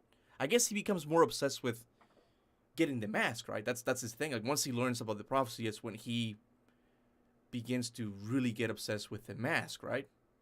And he wants to find answers as to what happens when he dies. But why doesn't he try and stop his death from happening like 2018 told us, right?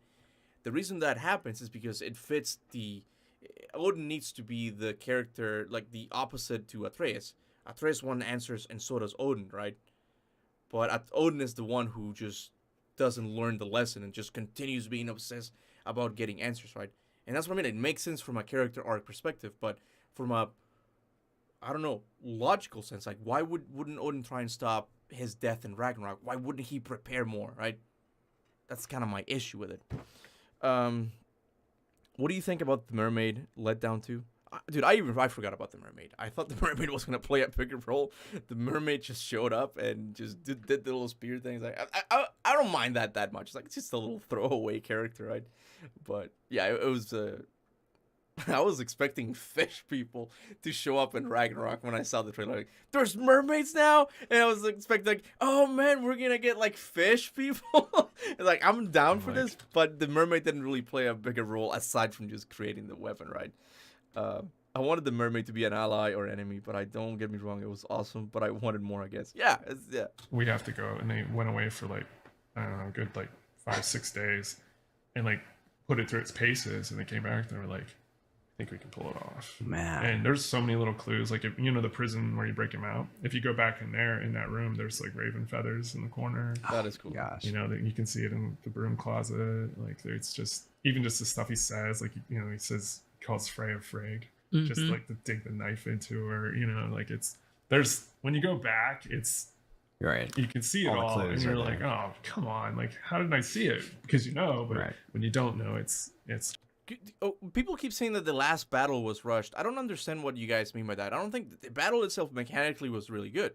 The reason you guys think the battle was rushed is because like there was no threat to him. Like there was no reason to kill him. Like he just wanted this hole. Like there's no Thanos is going to erase half the world if we don't stop him thing. Like there's no Baldur is on our ass the whole time if we don't find a way to break his curse. There's no tension in the story. That's why the battle feels rushed. It's like because there was no reason for you to be excited to fight Odin. Like he didn't do anything in the story. Kuba, I felt this game was rushed. I do too. Like the story felt like it was moving too fast, and it's like they were getting to things without explaining them that well. I don't know. I feel like it would be cool to have a decision at the last scene to either put on the mask or break it. It would have been so cool to have two endings where one you use the reason of, yeah, but then it becomes really, really RPG, and then like they have to answer the question of which ending is canon, which is it the ending where Atreus puts on the mask? Because when he puts on the mask like that I think that implies a lot of things. I think it's fair to say that the mask comes from the higher plane of existence. What would Atreus see if he puts on the mask, right? It's tricky. So I was really fascinated with Odin, like your guys' take on Odin as a character in this game. Sure. Overall, you hit his appearance in the trailers, even the fact that it was played by Richard Schiff, and when he first comes walking in, I was really drawn to him just because he was so casual, and that's not something we typically see in any like portrayals of the All-Father, right? It's like this guy who's very like Anthony Hopkins, right? Like that's what you kind of imagine as Odin. Like, can you tell us what inspired that decision to make him kind of, sure, West Wing Richard Schiff? Well, there was a couple things. I mean, we didn't know we were getting Richard out at the gate, so the character was very developed, and then it was like once we got him, we were like, oh, okay. And we made a couple adjustments, and it just fit like a glove. But one of the big inspirations for me personally for this game, there was this exercise they had us do early on, like what the PR and marketing, and they do this canvas thing, and they asked me like, what are the like 3 biggest movies that inspired you for this game?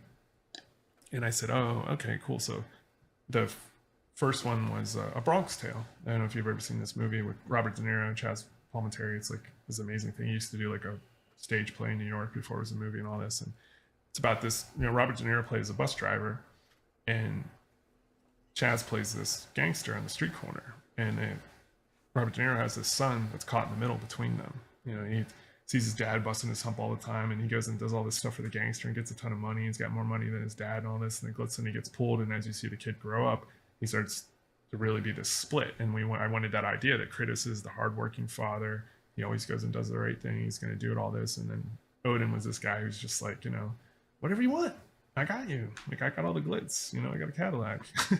Yeah. So that was like kind of the vibe that I wanted. And I talked to him about also splitting him like almost like a New York chess hustler, where you'd sit down with this unassuming old man, and then like all of a sudden you just emptied your pockets playing chess and you don't know what happened, So those things kind of came together. And then when we got Schiff to come on board, it was like instantly it clicked for what we wanted to do. Now, not everyone likes that take, that's when you go out on a limb like that, but not everybody liked Baldur either. They thought he was too, odd. Really? Who didn't like Baldur? I'm curious. Like, did you guys like Baldur as a character? I freaking love Baldur, man, because Baldur is just, you feel for him. It's like, it's a guy that really can't feel anything, and like he's gone insane because of that. I don't know. And he was a good video game villain as well, because he's always on your ass. Like, he shows up 3 times at the very least. Like, you feel his presence throughout. Like, I love Baldur. I don't know if people didn't like Baldur. I don't know. I love Baldur more than, yeah. It's like he's always there. Like, I don't know. That's what was missing from the game. I didn't think the story was rushed. Just the final battle. I love Baldur, but he needed a big slap, which he got. Baldur was amazing. I would say Baldur, it's not only like my favorite God of War villain, but he's like one of my favorite villains in all of media. Like, even, I don't know, more than Thanos, because by the end when he's crying, he's like and he just wants to kill Freya because he's confused. He doesn't know what he wants. He's like, I guess I'll kill Freya. I know this is not gonna make me. It's not gonna make me whole deep down, but it's like he's gone crazy from all the manipulation of Odin and all that, and he's brutal. He's a badass character as well. He's always there, but I didn't really get that feeling with Odin, and maybe that was the point. Maybe, like he said, he wanted Odin to feel more like a chess player in New York that just kind of steal your pockets, and I get that, but I didn't feel like he stole my pockets, is what I'm saying. Like, I didn't feel like that. My opinion is better than anyone else's story. That's what you get on the internet right there, man. What did Steven say? Hold on, let me see what Steven say. Where is Steven? I don't see him in the chat. Oh, I'm so sorry. I missed a super chat. I felt the game was rushed. No, I think I saw that. Victor Cruz. I don't know where Steven is.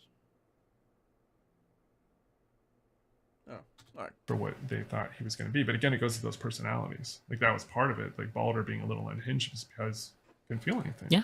So with the true kind of, like, I guess I say that loosely true because we only know so much about these characters. You know, he was this wandering guy, Odin. He wandered everywhere, and he would do anything for knowledge. You know, like scoop out his eye, like stab spear inside, hang himself from a tree. You know, whatever it took.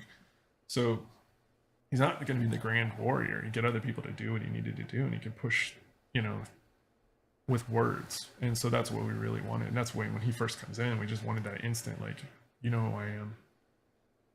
You know, no introduction required. Yeah. And just taking everything in that scene. Everybody's respectful, but he's just like pulls a stool, drinks out everything, you know, just whatever. He just runs stuff. And that's the vibe that we want to have. And then when we have that first little, what we call the nickel tour, when the kid shows up and he takes them all around the realms, and he's just like, you know, clicking through and just doing everything. And you're just like, this is wild. Like, this guy can be anywhere he wants, whenever he wants. And then that's also some of the reason why you're like, well, how could he be? Oh, that's how he can be 2 places at once, because he can just bounce in and out as he sees fit. So it's like all of it come together, and it's all for that storytelling that we. Here's the question. I'm gonna let you guys vote, okay? Just from a power level, okay? Not just a character and like mindset. Like, I do think Odin. And it doesn't matter. Like, I'm just talking about like pure powers. You know, like powers. Who do you think would win in a fight, Zeus or Odin? I'm gonna make that into a poll, okay? And you guys are gonna vote, because Odin. I like the boss fight with Odin a lot. Like, he becomes like mage Odin. Like, he's got fucking 3 stages, and he becomes mage, and he's got this shield. Odin has a lot of cool things, but Zeus can also like multiply himself and shit. I don't know. It'd be such an interesting fight. Odin, hold on, how can I make? Wait, the hell? Guess I'll do it here.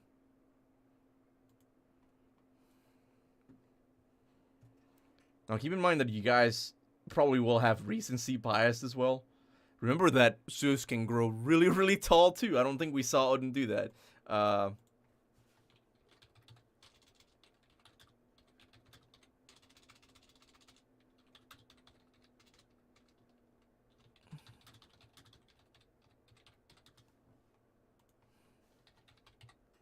Zeus? I spelled it. Odin.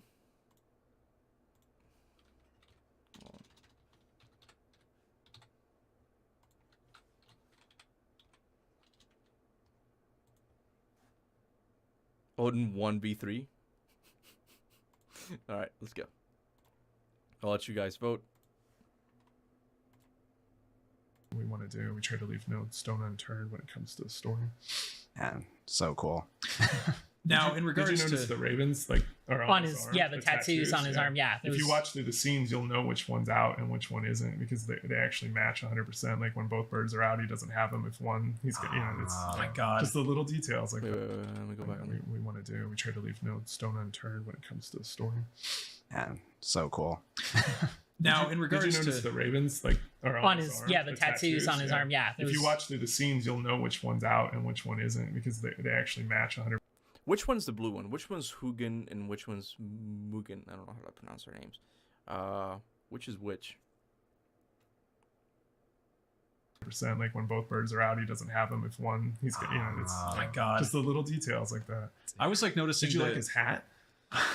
Oh yeah, that was my favorite thing. The team hated that. I was like, no, it'll make him even more unassuming. They're like, we hate this dumb hat. I was like, I love it. He looked like Jason Biggs in Loser.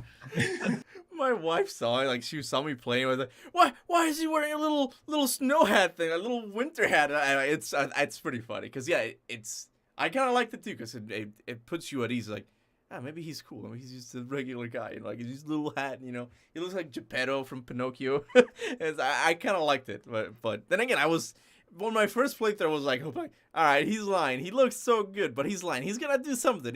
But he never did. That's kind of my thing. Munin is the blue one. Okay. Zeus had feared, fought against Kratos with Blade of Olympus and Hope, also killed Kratos twice. Wait, who's winning? Let me see. I can't really see it here. Oh! Zeus 72%. Goes to show something. It's not even a close battle, but I don't know. I thought Odin was pretty powerful as well.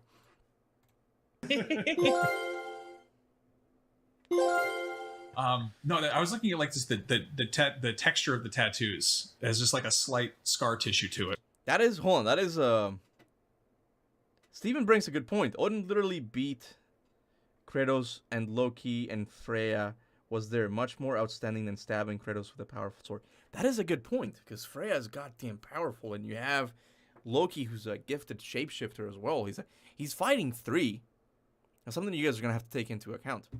Hell, I think Poseidon can... Yeah, I was watching this little short on YouTube, this little short video, like, the quick ones, right? The TikTok videos. And it was like Poseidon versus Thor. And when I clicked on it, I'm pretty sure Poseidon could beat Thor. I don't know, I get it. Thor's got skills and all that, but when you can turn yourself into a giant water monster, you control the sea creatures and you make giant water horses, and god damn, dude, Poseidon broke through a titan's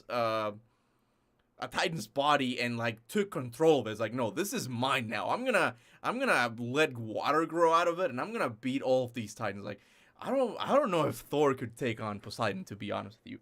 I'm not getting into the whole like power skill. Like, oh, Thor goes through time to the realm shift. Therefore, I'm not doing that. I'm just saying, like, from my first impressions, like, dude, Poseidon, come on, dude. I get what you're saying, Slayer. What is it, Slayer God? Slayer Tactician, yeah. Which is just like, I don't know. It's different from just like having some lines drawn on something. Yeah, very, very impressive. Comes down to Raph, our art director, man. He's sleeved up on both sides. Like, so like, if you're gonna have anybody do the tattoos, right? He knows what's up, and every single character he painstakingly went through, and if there's anything that needs to be said on them or the symbols, like everything is not done to just be aesthetically pleasing. It's done for I think Raph Grassetti has the best fan art on Twitter, like, period. Like, it's obscene. Amazing. Like, oh man, I don't know if you there's a little Instagram called Specky and Spana. My wife's running it because she's putting pictures of our dogs because that was an inspiration for the names. But Raph made a sculpt of Atreus like hugging the 2 wolves and on a piece of birchwood and had the team sign it. And I took it home and my wife took it out of the box and it was just like waterworks. She was just bawling. It's what he does. He just, with his art, just makes you just emotionally crack. I got a kitten during the pandemic, and God of War 2018 was just so important to me. Like, I named him Atreus. So like my kitten is Atreus. So like he runs around, he gets into stuff. I just yell boy, and he responds, and it's great. After Ragnarok, I'm trying to convince my partner to get a puppy so I can name him Finn, so I can have them together. That's awesome. Because like that is what I want. You get another cat and you have Loki and Atreus. That's true.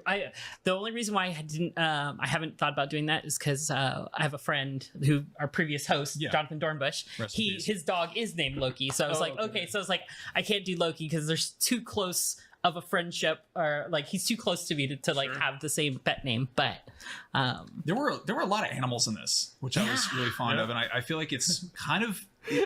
It's not. It was never like cutesy, but Had comes in like, we defeated Poseidon too. What is this argument, Ace?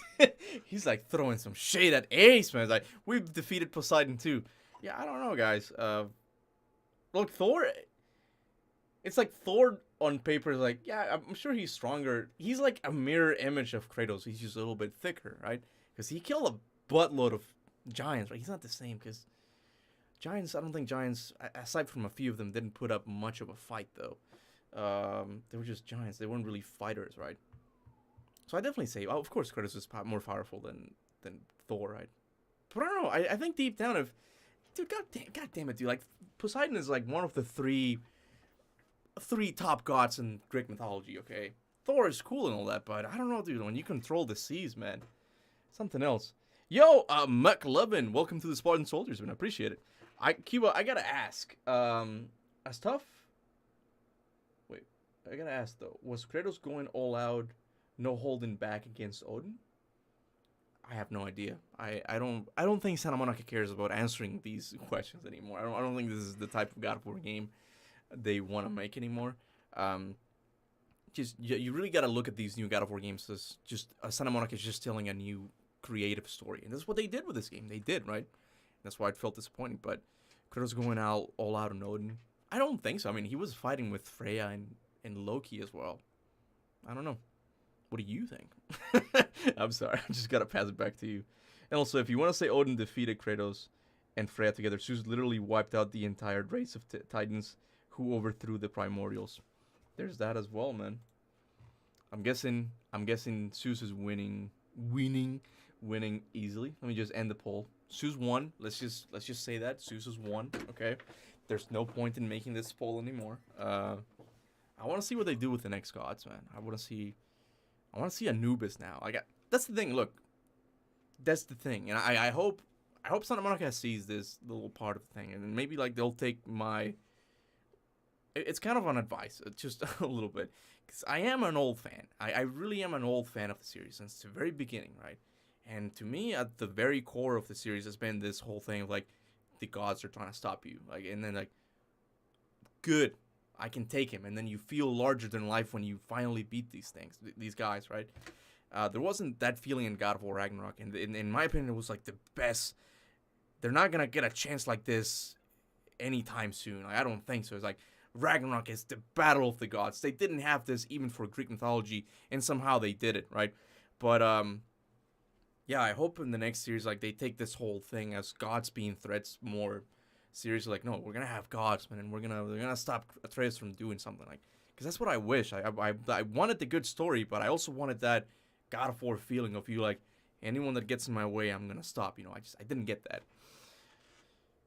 The 1% is for Poseidon. Should we do one for for Poseidon and Thor? Should we do it? What do you guys think? You want me to do one?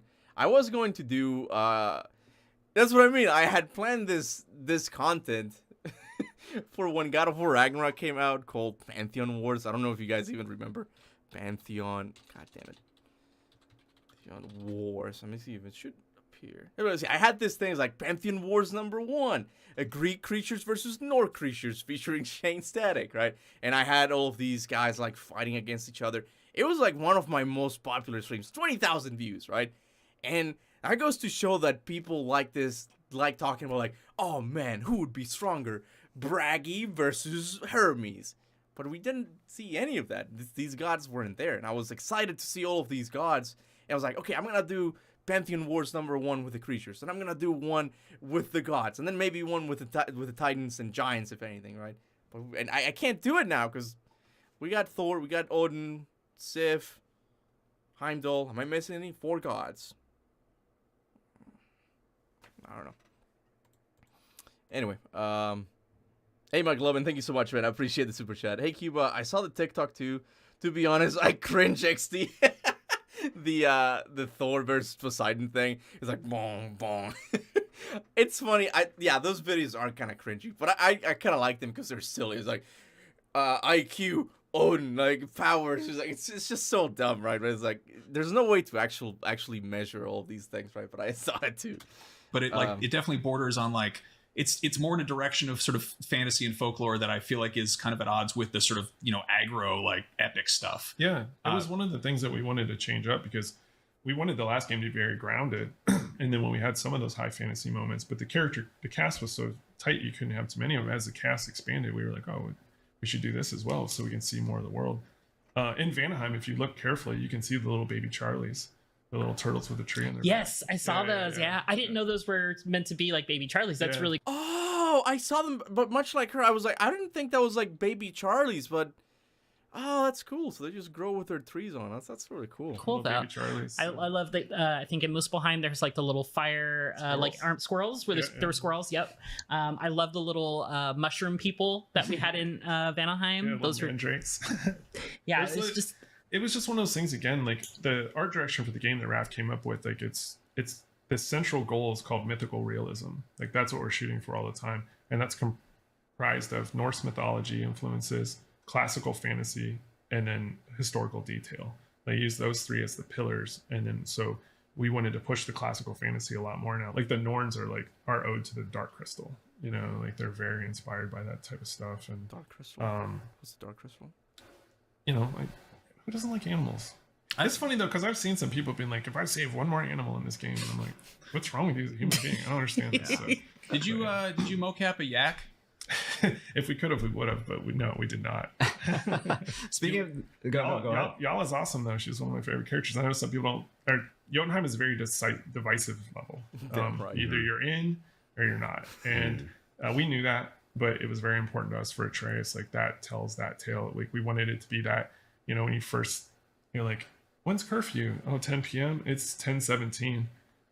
I'm already in trouble. So 2 a.m. it is. You know what I mean? Just like milk it for all it's worth. And we really wanted you to have that feeling. And so, but y'all was part of that as well. Sorry, you're gonna ask a question. Oh yeah, like I was gonna bring up that level and like because it's the first time you do take control of Atreus. And I think the first time I took control, I was like, okay, I'm going to be doing combat probably. I wonder what this combat's going to feel like. And it was like more engaging than I expected because I thought I would just be shooting arrows the whole time. And I was like, I don't really want to be shooting arrows the whole time. And so can you talk a little bit about like how you designed Atreus' combat? Because, I think it was really surprising for a lot of players. Yeah.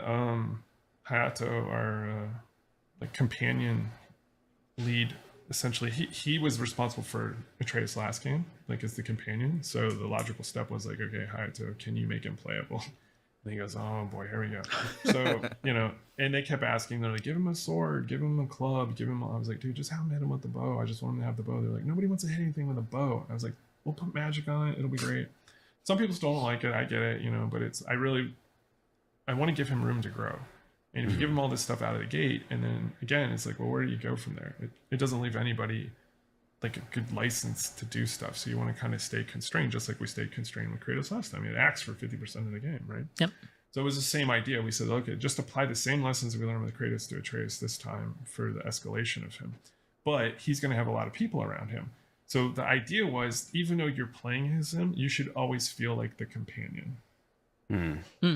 That's why, he doesn't tell a lot of people he's not going to tell Thor what to do. It's like, Thor's not going to be on square button. Hey, Thor, break things.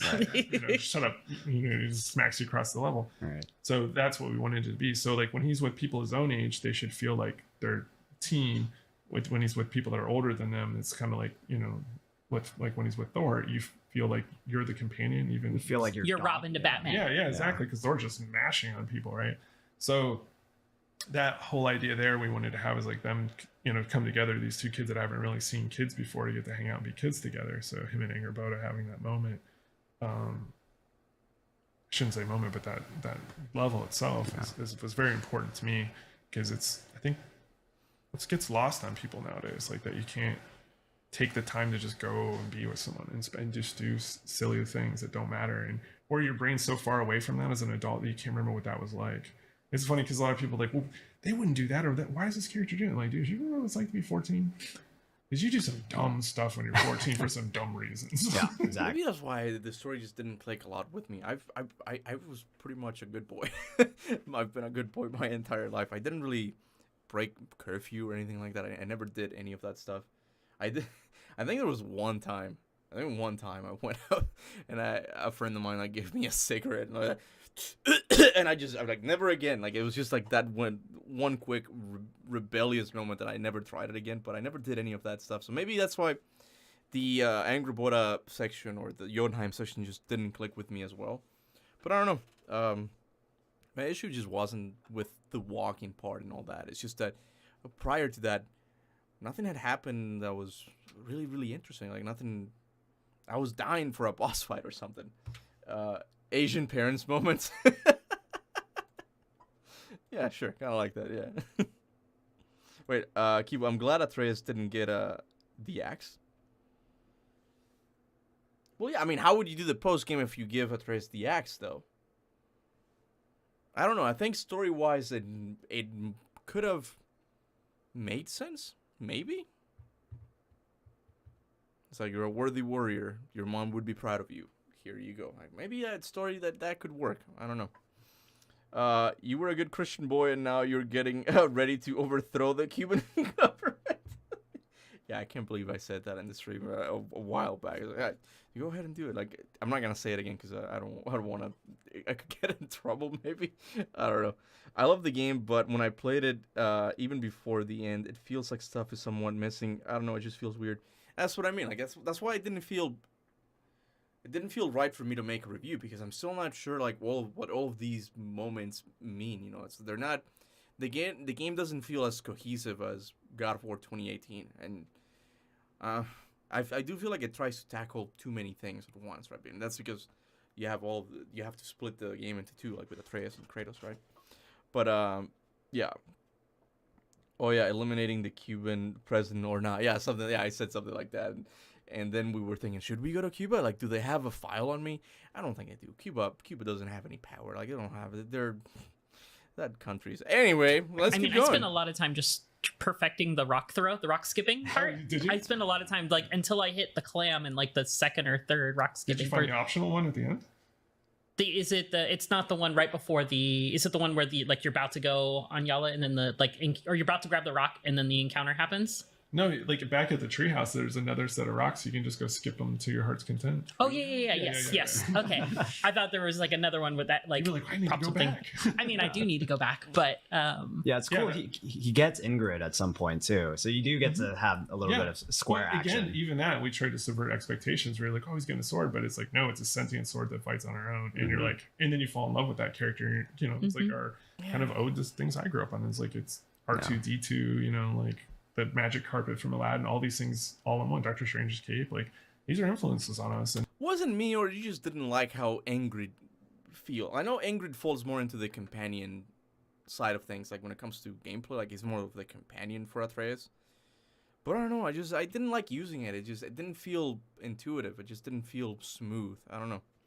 Yo, just give me God of War. Welcome to the Spartans, man. To the Spartans rank. Welcome. I appreciate it, man. Just give me God of War. I love the name. Just give me God of War. Yeah, I will be doing a Just Give Me God of War playthrough eventually. Yeah, Ingrid was a win. What? Oh, Ingrid. So you liked Ingrid? Okay, all right.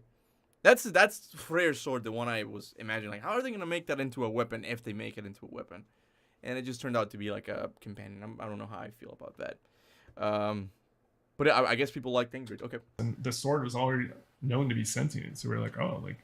Why would we have him hold it? That's like a waste of a character, you know? So that's why we went down that road. But going back to the rock skipping moment, that was one that for a long time people were like, dude, you gotta get rid of this. This is like it's a lot of work. I was like, no, it's amazing. Like, this is like, I did this as a kid. Sorry, we're putting this in.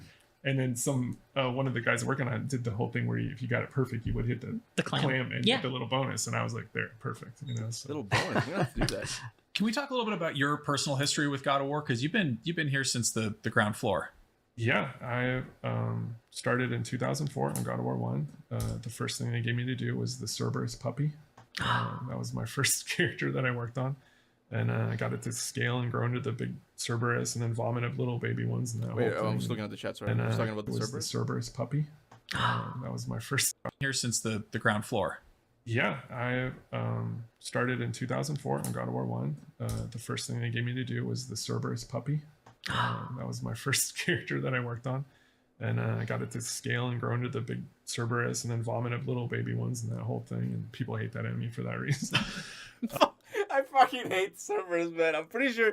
Does it have my #1 on most hated enemies or hardest enemies to fight? Hold on. Why is it so slow? Captain Kuba. Top 10 enemies?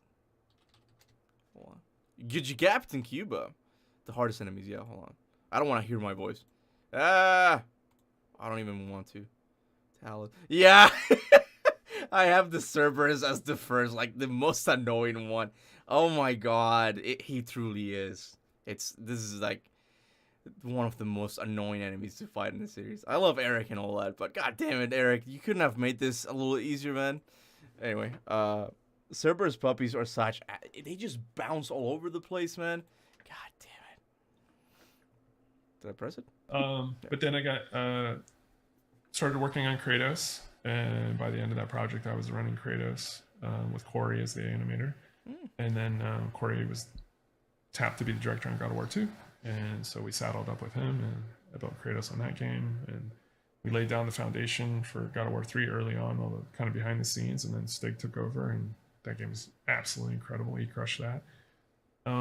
And I became a consultant at that time, so I was working with a lot of different studios. But Ready at Dawn, I just spun up Chains of Olympus. Or actually, they were finishing it. They're about maybe 8 months out. I want to go back to the whole thing you said about like God of War 3. We laid down the foundation for God of War 3 early on, all the kind of behind the scenes, and then Stig took over, and that game was absolutely incredible. He crushed that. If the story in God of War 3 was, I don't know, just a little bit simpler, like just kind of like God of War 1 or 2, just like, we're going to go get this and we do it type of thing. If it didn't go into the whole, like, oh, power of hope and all, it got too convoluted for me as well. If it didn't have that, I would not hesitate to say God of War 3 is the best game in the series, because from a technical perspective, God of War 3 is so impressive, and no game in that era did something like that. Like, not even afterwards, I don't think they've been able to implement the technology that they did with the Titan technology. That whole, all of those camera zoom outs and those environments that move. I don't think we've ever seen anything like that in gaming ever since. And I don't know, God of War 3 to me just doesn't get enough credit, I guess. Like, god damn, dude, like the combat is so good. It's such a good hack and slasher. It depends whether or not you like hack and slashers, but oh man, like the graphics still hold up. I don't even know how. Like, I don't think God of War 3 needs a remake. That's how good the graphics are. But yeah, God of War 3 is amazing. Cuba, now all I can imagine is Kratos pimp slapping Heimdall with the back of his hand across the battlefield. Does he do that? He punches him, right? I don't think he slaps him, right? The opening of God of War 3 is like one of the best openings ever. Period. You just can't match it. Like, I don't think any opening, maybe God of War 2's opening is better. But God of War 3's opening, oh damn. And I became a consultant at that time, so I was working with a lot of different studios. But Ready at Dawn, I just spun up Chains of Olympus. Or actually, they were finishing it. They're about maybe 8 months out. And Santa Monica asked me to go down there and look at that. And I met Rue and Dana and that crew, Tony Vitale and all those amazing people down at Ready at Dawn. And we worked on that game together. It was super fun. And then when they said they were going to do a sequel, and Corey wrote Ghost of Sparta, and I went down and worked on that with them. And then they called me back for Ascension to work on some monsters. And then 2018 was kind of the special moment. I remember we were at GDC, and Shannon Studstill, she was the studio head at the time, she called and said, hey, you got to come out to dinner tonight. And I said, oh, I'm busy. I got things to do. She's like, no, you owe me. You got to come out to dinner. And I said, all right, I'll meet you. And I can't remember where we went, but I walk everywhere here in San Francisco. So I was walking there, and then she was waiting out front. I saw her, and I was like, what's going on? And then I turned around, and this cab was there, and Barlog got out. And I was like, oh, I know what's going on.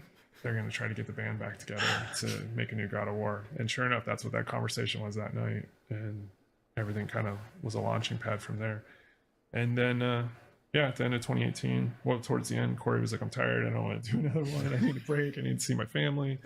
He goes, will you do it? And it took him about 6 months to convince me, because I've always been kind of behind the scenes person and not really into the limelight. This stuff like this is difficult for me to do, but it worked out. Nice. Game is good. Can we grill you now that we got you in the limelight and we're just making you? I guess I'll take this opportunity to say that, guys, the game is amazing. The game, for those people who think I didn't like the game or anything like that, yeah, I came out of it feeling a little bit disappointed with the story. But the amount of hard work that went into this game is amazing, and I don't think anyone could direct a game like this. Game is huge, man. Like that, I don't think I could even do that crater section. Like I don't think any game developer could do a crater section like Santa Monica did. Like there's a lot of things. It's in a way like God of War Ragnarok is the God of War 3 of the new games. Like there's only 2, but it's like, yeah, the story for me was a little okay. Some people loved it, but it didn't click with me. But everything else, man, like the amount of work that went into this, like. This game has the best bosses. Like, from a mechanical point, I think it's got the best bosses. And so many enemies to fight. Like, there's no... I think Video Game Donkey said it best. Like, they did God of War 2, they did God of War 3. They put it all in one because there's so many fucking enemies to fight. And, like, all of these locations that you can go to. And that whole thing of, like, when you do the crater section with Atreus, you get a different dialogue than with Freya. That's insane. This is a massive-ass game. And Santa Monica does deserve to be... nominated, not so much like the game deserves to be nominated for that many awards and all that. I was just left a little bit let down with the story, but I'm gonna be praising this game in the future still, like I do with God of War 3. It's gonna be very similar. Anyway, let me read the comment real quick. Bro, it's hard. Eric did an impossible job. Yeah, I don't join the crowd of people saying like this is just a Disney ripoff, or it's not. It's fucking hard to do these things because. I think the decision to make it into 2 games was that the thing that held it back a bit in the story, but I don't think that was Eric's choice or anything like that. That was like big Sony things that we will never know. Like David Jaffe said, like he knows where the skeletons are buried and all that. Like it had something to do with the PlayStation being out of stock constantly, like because that whole thing of like making it cross-gen. It's weird that PlayStation doesn't really have that many PlayStation 5 exclusive games yet. You get a couple of them, but you never really... Imagine how much better God of War Ragnarok would have looked if it was on PlayStation 5. But the team still made it look really good. Like, everything looks on point, right? Agreed. Wrapping into with hindsight was not easy to do while developing a quality product. Yeah, that's what I mean. They focused on what mattered the most. And that was, like, finishing Kratos and Atreus' arc. But I do think 2018 promised a lot of things that they didn't deliver on, right? And that was kind of where my issue comes in, right? But as a story itself, if you've never played a God of War game and you play this game, you're like, oh my god, I'm into these characters. Odin is, like you said, like this New York chess guy. But that's why I think that maybe the game will grow on me later on. It's just that it's still, my disappointment is somewhat fresh still. That's kind of how I'm feeling right now. Yeah, well, can we grill you for your favorite moments from each of the God of War games? Oh wow, you're really gonna test my memory, huh? Okay, God of War 1. Just because it's near and dear to me and it almost got cut from the game, and it is one of the softer moments for Kratos, is the hug during the Ares boss fight when you're in the dream sequence and you get to hug the mother and daughter to give your life back to them while you fight off your evil demons. Let's see, God of War 2. I'm just going to do all my selfish ones. The entire Colossus of Rhodes. That was a gnarly boss battle to build. I was probably one of the things I'm most proud of that I got to work on. Mark Alleen and Nate Stevens were the level environment artists on that, and just so many amazing people to put that thing together. That was also the inspiration for the Garm fight in this game. We call that bosses level. Yeah. Like those are really hard to do, where the entire level is a boss fight. Yeah. Fuck, man. The Garm mission was like the best in the series because I noticed that because once you think you killed Garm, he returns and he's in the level like constantly, and it's like breaking through it. Like there's a moment where you just see his eye through a hole. It's like that's the Colossus. That's the Colossus. Like it just reminded me immediately. That's like my favorite section in the whole series. Like honestly, I'm being honest right now. The tension, how like they're not trusting each other. Kratos and Atreus like, no, we're doing my way. No, we're doing mine. And it's not until they come together and they're able to overcome Garm. Like Man, if that was if they could have captured that whole feeling for the entire game, I would have been happy, right? Like just a simple goal, like to keep you glued to your seat, right? And then you have these moments, just Kratos and Atreus growing again. Oh man, it's fucking amazing. God of War 3. Let's see. Kronos. Man, there's so many good ones in that game. Kronos. I think it's the thing they had in the trailer, because we never got it to work right in God of War 2. We call it the dog pile moment, where all the skellies jump on top of you, and then Kratos does the huge moment where they all just burst out when he goes into rage. That's just it's like a comic book cover shot. You know, it's absolutely incredible. Let's see. Ascension. That one's a wild game, because it's like, you do the multiplayer stuff, you do the main game. But they got him. I think the Pollux fight is really cool. Like, it's got all the time stuff going on, and that's a great moment in that game. It felt like he had to think really hard about Ascension. It was like he had to really look for something. If I'm being honest, I can't really remember my favorite part from Ascension. I'm thinking now. I'm struggling. I'm thinking. I kind of like the ending with Orcos. Like it's like the last time we saw Kratos being kind of a good guy. Like he still had some humanity left in him, and he's like, "Oh, I'll kill you because it's the right thing to do to free you." Right? Like I kind of like that. But there's not a memory of Ascension that I truly loved. I can't really remember. That's what I mean. It's hard, man. I didn't like Callous Imposter, but maybe I'm beginning to see, like, maybe that's just like a personal preference thing. Ascension is a good name. My favorite moment from Ascension is all the jiggling. There's a couple of like naked ladies. Yeah, sure. I'm thinking now. I mean, maybe like my favorite thing from Ascension, to be honest, it's a much larger thing, and it's like the art style. Like it really has that. I love the environments in God of War Ascension. Like when you go to the island of Delos and just like it's just Apollo's statue's leg. Like it's really cool, and the Hecatoncretes is so well designed. I love that as well. Like, it's just a living prison. Like I really like the art style of Ascension. Like every level feels like this looks cool. Like it feels very mythological, right? Camera angles were ass. Yeah, that's for sure. Chains of Olympus. I think I'm trying to think this. Chains of Olympus. Oh, this is just again a silly one, but there's a box push in the Morpheus dream cloud that like always trips people up.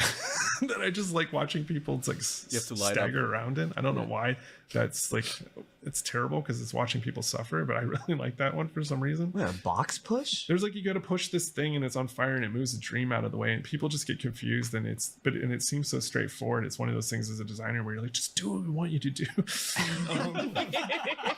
But people won't do it, and then you're always like scratching your head. It always sticks with me for that reason, because I go back to it to remember like, why aren't people, it's one of those. So again, these are for really weird reasons.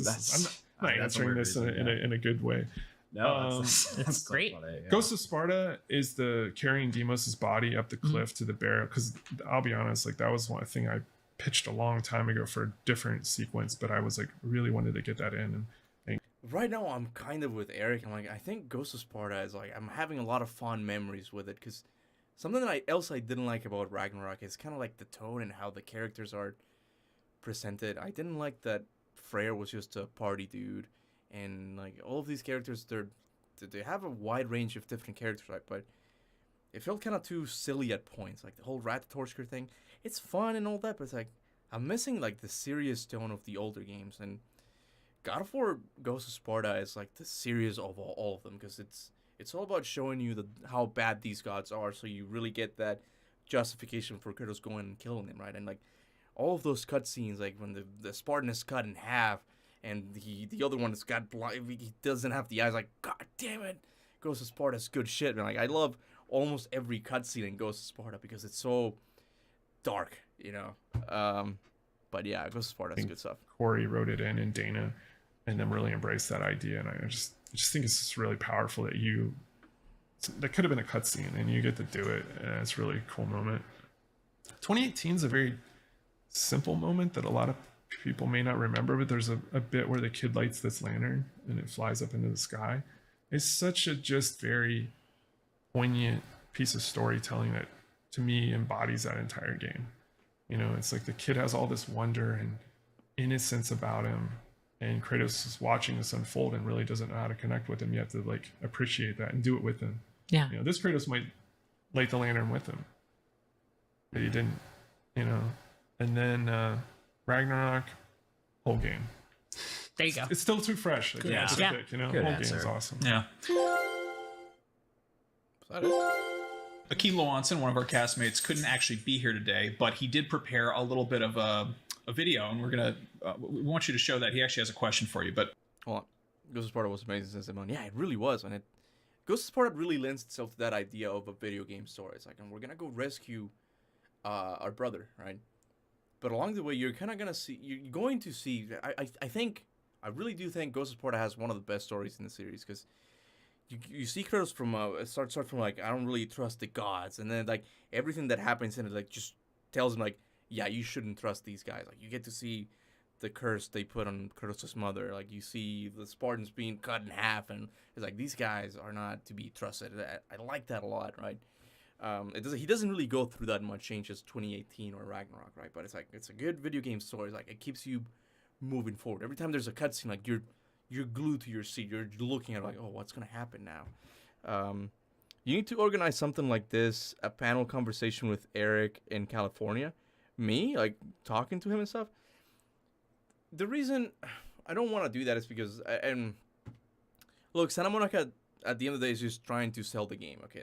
And I don't want to go into a conversation with Eric where I'm gonna sound critical. I'm gonna be like, where are the gods and stuff? Like, I can have that with you guys, and they can see that stuff and be like, okay, yeah, we kind of missed out on like putting gods and all that. But it's like, I don't want to have a conversation where it's like, why didn't you do this? Why didn't you do that?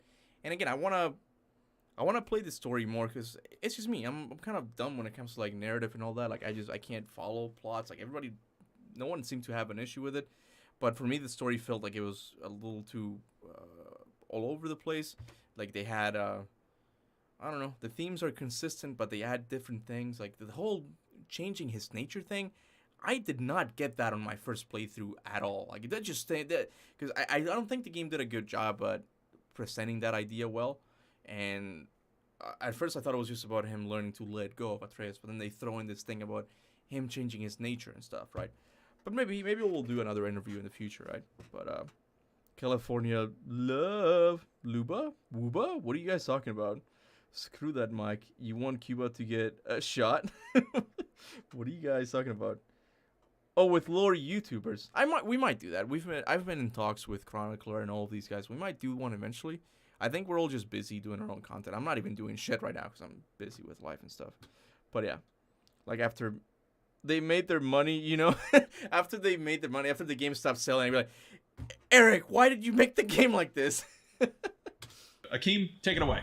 Now, I know what y'all are thinking. I look like a hipster Kratos that's going into the woods to cut down a bunch of trees. I'm going to roast myself before y'all get a chance to do so. Anyways, I've been playing God of War Ragnarok. I got some thoughts I want to share about God of War Ragnarok with the rest of the crew and you all watching and listening at home. I've been playing God of War Ragnarok for about 11 hours now, playing side-by-side Thor as Atreus, watching the jiggle physics in Thor's belly, and I came to the realization that just being lost in his belly, that God of War Ragnarok's take on Norse mythology is way better than most. Now, I mean, let's take a look at what Marvel has done with characters like Thor, giving him long, flowing blonde hair, a physique that could rival that of America's favorite gem rat, The Rock, and supermodel good looks. Now, that ain't the Thor from the mythical history books of Norway that I've been reading, and I read a lot of them.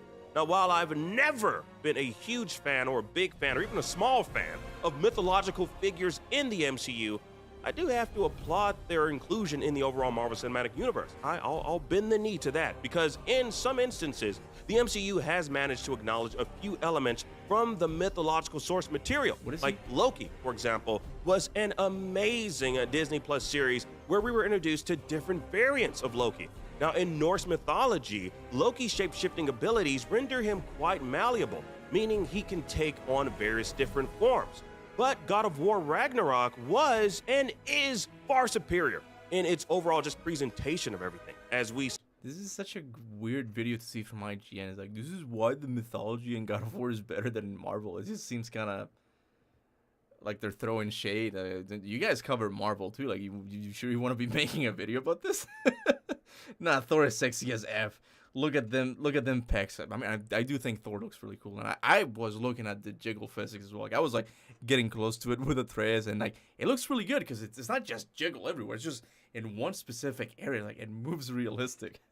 See Loki shape-shifting into different animals, and it's freaking awesome. It's awesome. Now, another cool thing about Loki in the video game, now there's a mission where you're Atreus, aka Loki, and you have to run around finding fragments and pieces of this wooden mask that's awfully similar to the one that Stanley Ipkiss wore in the Mask movie and comics. And in that particular franchise, The Mask, Loki was the creator of the zany mask that imbued Jim Carrey's character with all those crazy powers. Now, whether or not the writers at Santa Monica are just big Dark Horse Comics fans and fans of the Mask movie and wanted to, kind of throw that into their take on Loki's story in Ragnarok is honestly a question I'd have to ask them. I'm curious to ask them that question. But either way, you know what? It's nice to see them throw that into the mix and make it meaningful to the lore being told in the video game. Now, God of War Ragnarok and its take on Norse mythology is honestly unparalleled, unmatched, and the storytelling has been on point so far. Now, Thor and Loki in the MCU just can't touch God of War Ragnarok's take on those two characters. Not by a long shot. And if you, that's right, you watching and listening, don't agree with me, then I'll throw down my Leviathan axe and have you challenge my stance. Unfortunately, unlike Kratos, my Leviathan axe will never come back to me. No matter how much I put my hand out to try to grab it, it's just not going to come back to me. But there is one thing that I can throw it back to you all in the studio. Beyond. Beyond. Boy. That was good. Beyond. Boy. That was okay. All right, I'll stop. Well done, Akeem. So The Mask. Is it inspired by Jim Carrey's The Mask? I'm sure if I said yes, we'd get in legal trouble. But I don't think it was 100%. I think I told him I wanted it to be wood because we wanted to carve things into it.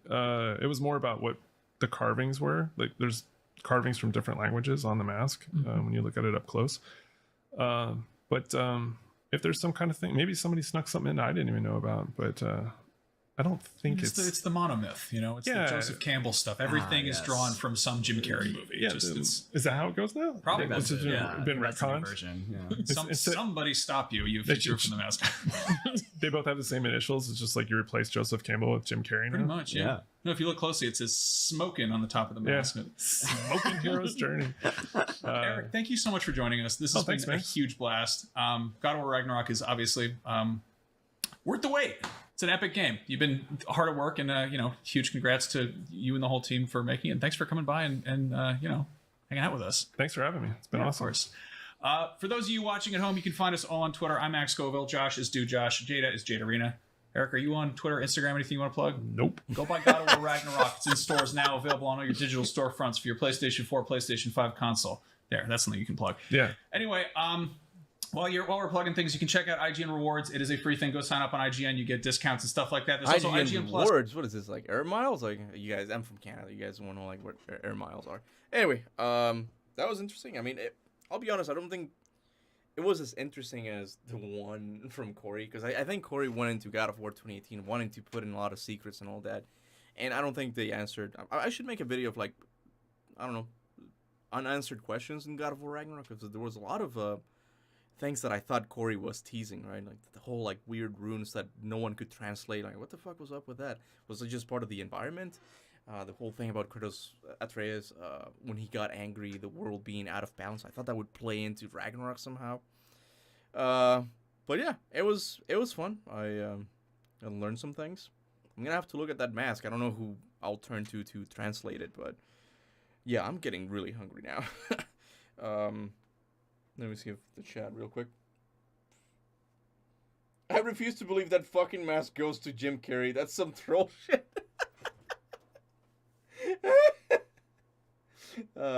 Eric is the alpha male. In a way, I wish I didn't have like social media or anything like that. But as a YouTuber, you kind of have to be out there. I don't have Twitter anymore on my phone. I think it's just it rots your brain, man. If Twitter goes down, good. I don't think the world needs it that much. I think Twitter has ruined how a lot of people think. It has made them really tribalistic. It's like, no, this is my team, this is yours. When in reality, reality is a lot more complicated than that. So I wouldn't mind if Twitter went, like, to be honest. Well, if you did, you wouldn't have followed me on Twitter. If you did, what? That was a while back, right? But it's not like I'm on Twitter like that much anyway. But with your review or personal opinion, Kuba, do you think God of War Ragnarok will get the game of the year? I mean, it has Elden Ring as a competitor. I guess we can do that now. We can do. What time is it? 2:30. We can do the games. I think. Are the game of the year. Like we can vote and stuff. Maybe I should do that later. I was thinking of doing that for my second channel. But I think Video Game Awards. Video Game Awards. I think. Is it here? Voting? 11 days till the show. What is the last day to vote? I think it's actually today, the 27th, isn't it? When's the last day to vote?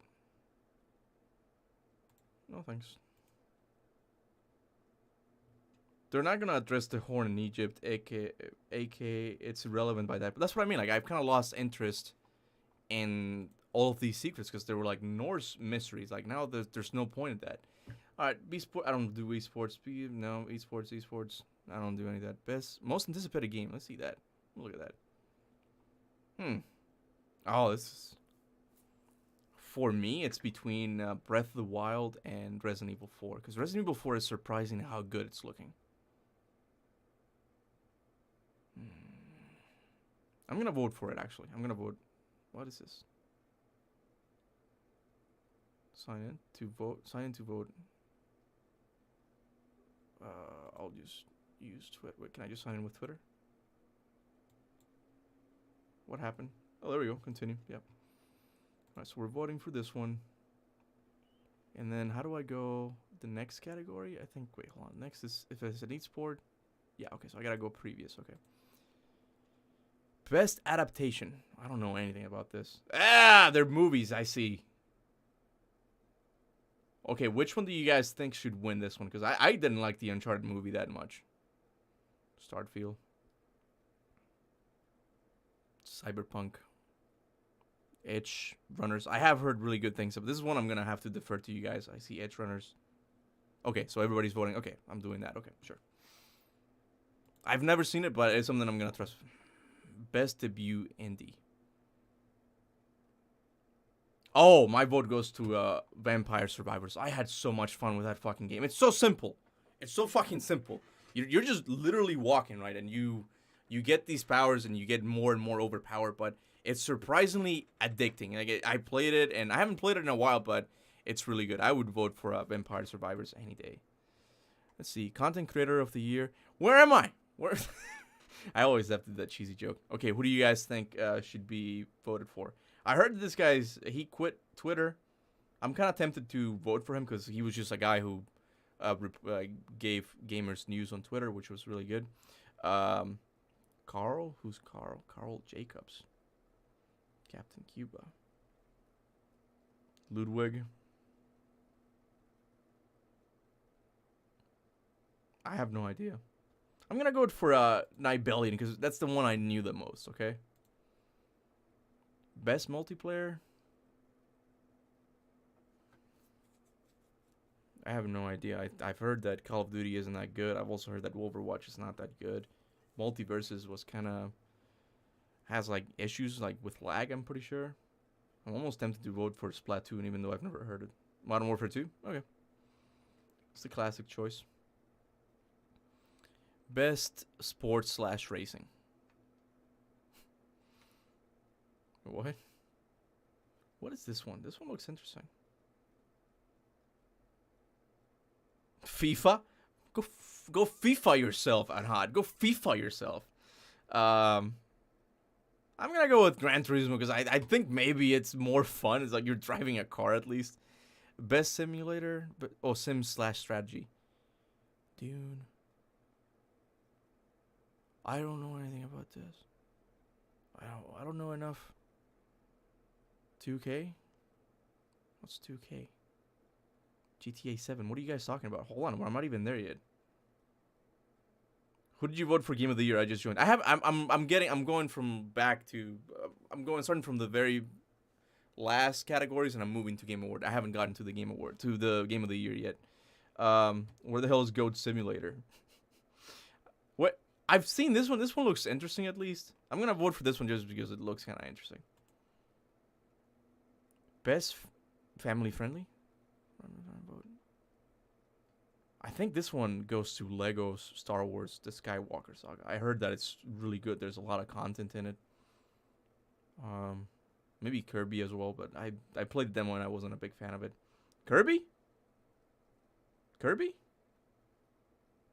It's just on hard saying Kirby. Lego. I'm gonna vote for Lego Star Wars because I have more of a connection with Star Wars, and I've heard that it has a lot of things. Best fighting game. Oh, what? Why Sifu here? I want to vote for Sifu, but Sifu's not a fighting game. Who the hell made this category? Look, I'm gonna vote for Sifu because for one thing, I haven't played any of these ones. When I played Multiverses, right? Seafood. I'm gonna vote for Sifu because I just like the game and I wanted to get some recognition. That's all, because it's a really good, melee game. Best role playing. I think the vote here goes to Elden Ring. There's no question about this, right? We're not debating who gets the best RP, the best, what is it? Yeah, role playing, right? I'm gonna go with that. Elden Ring, obviously. It'd be a heresy to say otherwise. Best action adventure. Oh boy. I mean, look, I haven't played this one yet. It looks interesting. I didn't like Horizon. I'm not gonna play this one. This one looks kind of cool. Looks like old style Zelda game. I remember those. I'm gonna have to go with God of War. It's the only one I played, and it's still somewhat of a good adventure. I liked it. Best action game. I'm gonna go with Sifu again because it's just, I like the combat so much. Best VR. What the hell is AR? What do you guys think about this one? I'm gonna let this one for you guys.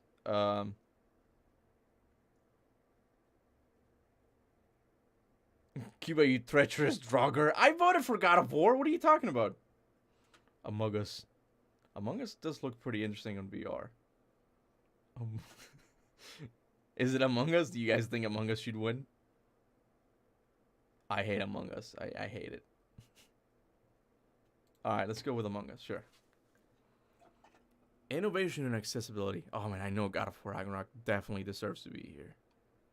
The Last of Us Part 1. I can't believe I haven't played The Last of Us Part 1 yet. I'm gonna go with God of War for this one because I know like the team really improved a lot. The girl, I forgot the one who was in charge of it. Like I think I've seen her face on Twitter, but I forgot what her name is. Best community support.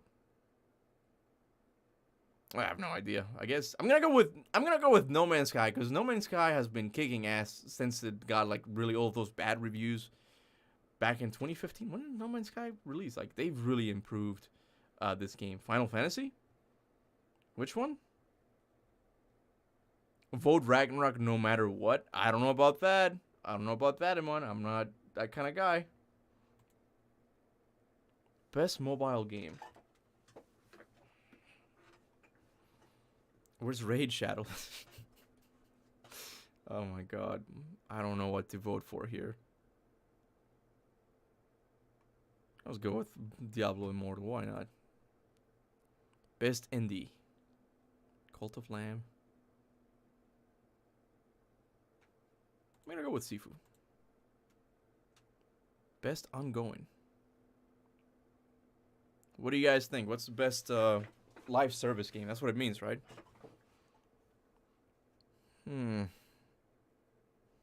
People people spend $10,000 to play that game, which game? Apex. Okay, and hot, of course, is Apex. A lot of people are saying Apex. So I'll vote for that. Why not?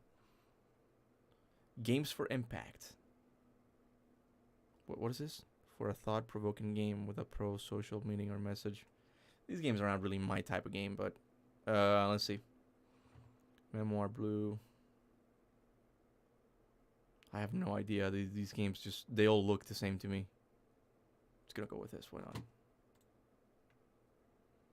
Oh! Here we go.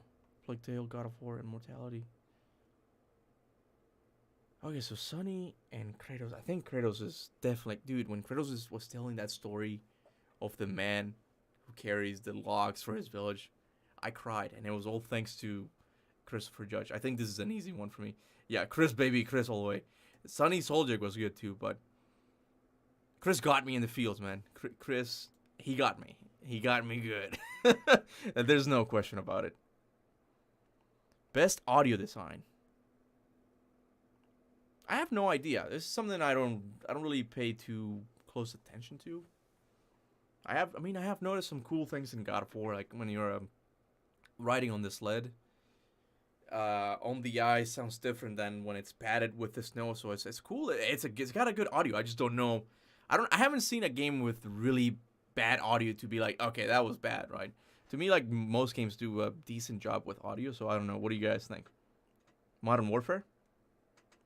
COD? People are saying Modern Warfare has insane audio design? How come? Why? It's weird seeing that people are so decisive with Call of Duty. They're like, oh, it's got amazing audio design. And what was so amazing about it? And I'm an ex-audio engineer. That's cool. That's cool. Nah, bro. Trust. Okay, what did he say? COD had good audio. Okay, I'll vote with COD. Yeah, sure. Why not? Best score in music. I mean, look, it's just, it hit. Oh, fuck, man. Atreus theme. Atreus theme just wins this category for me. It's like I've been listening to Atreus theme on repeat ever since I played the game. That moment, dude, when they're fighting the two Valkyries and they both rip, like, Atreus rips it in half and Kratos just snaps her. Like, oh, easy. To me, Atreus theme just wins it just with Atreus theme. For me, it was easy. Best art direction. You guys are gonna get mad with me, okay? Even though it's hard, because, god damn it, Raph Rossetti is such a good artist as well. And they really did improve a lot of things in this game. Like they added statues and all of these things. But I'm gonna be honest with you guys. The art design that I like the most has been like Scorn. And I'm not saying I want God of War to have that art style. It's just that they get that alien vibe. And I haven't even played the game, but I look at it and the game is fucking gorgeous. Okay, like it has this what is that, technological yet organic feel to it. God damn it, whoever made the art for that game is amazing. I think I'm gonna go with Scorn, because look, God of War Ragnarok looks good, okay? Don't get me wrong, it's between, for me, it's between Elden Ring, God of War, and Scorn. Like, Horizon is cool and all that, and Stray, okay, but it's those three, because Elden Ring also with those like architectures and like all of those buildings looks amazing as well. Like all of the bosses look sick. God of War looks beautiful too. But I have to go with Scorn because it was just such a cool art design, and the game is not getting a lot of love. So I'm gonna go with that. I'm gonna go with Scorn for this one. Best narrative. Fuck, man, this is hard because I mean, I'm not the biggest fan of the God of War story. Okay, you guys know that, but I think I'm gonna have to vote for it because I don't like Elden Ring's type of storytelling where it's like it's completely vague, right? I think maybe a Plague Requiem Tale has that. It's better. I haven't played it yet, so I can't really tell. I'm gonna have to go with Ragnarok because they did a really good job finishing Kratos and Atreus' arc. I'm gonna go with Ragnarok. Best game direction. Awarded for outstanding creative vision and innovation in game direction and design. This is important. This is the key word for me. Innovation. Okay? Innovation. I don't think God of War Ragnarok deserves this title. I did this award. I really don't. I think this should go to Elden Ring. Just because Elden Ring is the next step in what open world should be like. And I think we should all just, every game developer, just get the message ready. You had Breath of the Wild to... Breath of the Wild was the herald, the one that's like, you should be making these open world games, not these fake open world games. You know, like Horizon is just, I'm sorry, but it's kind of fake. And I get that feeling with God of War as well. It's like, you want to do the creator and all of these things, but it's still not open enough. Elden Ring, from the moment you enter, it's like you're open and you can do all these things. I'm gonna go for Elden Ring in this one. I feel like Elden deserves it. There you go. See, it's not just me. Game of the year. Game of the year. Oh fuck. I almost don't want to vote for this. I don't, cause wait. Come on, Elden Ring is the same. Dark Souls 3, this is unfair. It's not the same, dude. It looks, yeah, like all of the kill animations are the same as Dark Souls 3, but it's just like in world design, Elden Ring is badass. It really is.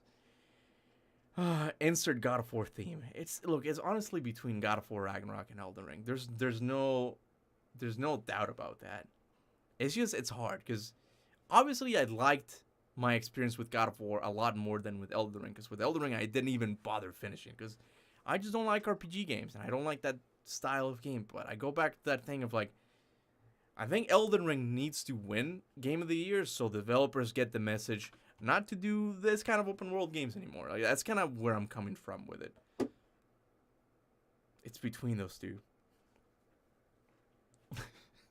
Bazari, thank you so much, man. This is still going on. Whoa, nice. Well, I came here to visit and donate one last time on this stream. Goodbye, old sport, and see you next time. Thank you so much, Bazari. Take it easy, man. I appreciate the super chat again.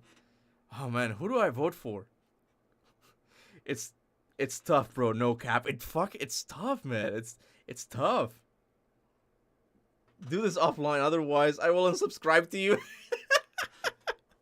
The thing is, guys, I really do think gamers have to really stop being so tribalistic and it's like, no, this is my game. This is my favorite game this is my favorite series. Therefore, this entry in the series should win. I don't think we should think like that, right? If you really think God of War Ragnarok deserves the Game of the Year, go right ahead and give it to it, right? But I think Elden Ring just means more. It's like the next step in gaming. It's like, this is where open world games should be heading to. But man, the Garm boss fight, man. The Garm boss fight is so good. And the fucking spear. And all of these things. There's so many good things about God of War, man, that I finished it. I finished it twice. I couldn't even say the same thing about Elden Ring. I don't know what to do here. I'm stuck. Kuba, I ban you. I kind of almost just want to leave it up to fate because I think both of them deserve the Game of the Year. Stray is the game of the decade. I almost feel like I'm voting for Stray just to stay on the fence. Like, I'm gonna vote for Stray even though I didn't like. Bro, I need you to go pee. Vote Ragnarok or I won't pee. All right, let's.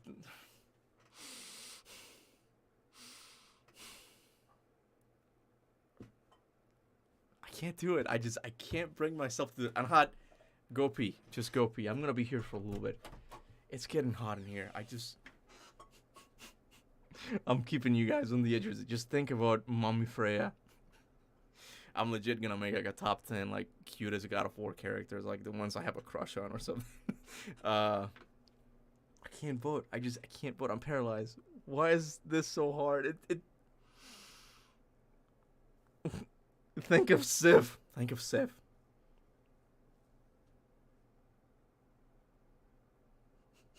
Vote Ragnarok or I won't donate. He made it easy. He won't donate anymore. I'm gotta vote Ragnarok now. God damn it, it's so fucking hard. I want to flip a coin. I really do want to flip a coin. Also, SMS team watching you right now. Yeah, no, I don't think they would be mad about this. They're gamers deep down, and like Eric Williams said that after he finishes the game, he goes back to playing Symphony of the Night. Like, even though they're God of War fans, they like other games as well, right? But goddamn it, Elden Ring, like what it did for the medium, and like we need to send a message, guys. I'm not much for like activism, but in gaming, we need to send up a fucking open world message. Like, this is the type of open world game we want, okay? That's kind of like that's why I'm leaning towards voting for Elden Ring, right? Flip a coin for Ragnarok or Stray. I guess I'm flipping a coin. Okay, let me hold on.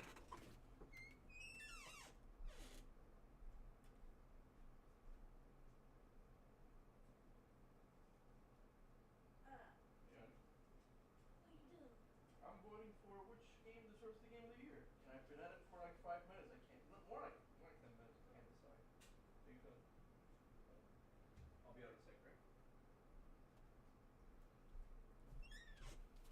All right. This is it. This is too important. Like these two games are amazing. Like they both deserve it, right? So we got heads for God of War because Helios heads and Mimir's head, and we got tails, which is a little Canadian deer, because Elden Ring. Don't you ride a deer in Elden Ring? Like you ride. It's not a horse. It's something else, right? Here we go. All right.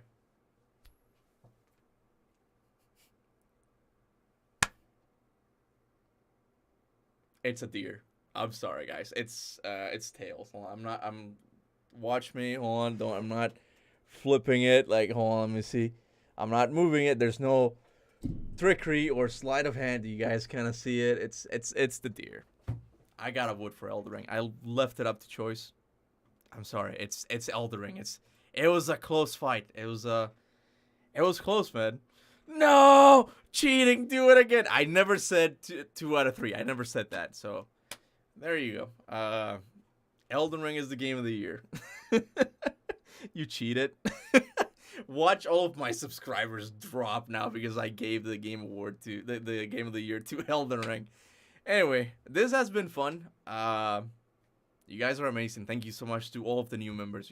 I'm hoping to do more of these members Hangout in the future. I'm not exactly when I'll do it. The next thing I want to do for the channel is the giveaway, the collector's edition. I told you guys about it, but you do have to live in Canada if you want to participate. That's the only catch. I don't know exactly when I'll do that. I'll have to announce it later on.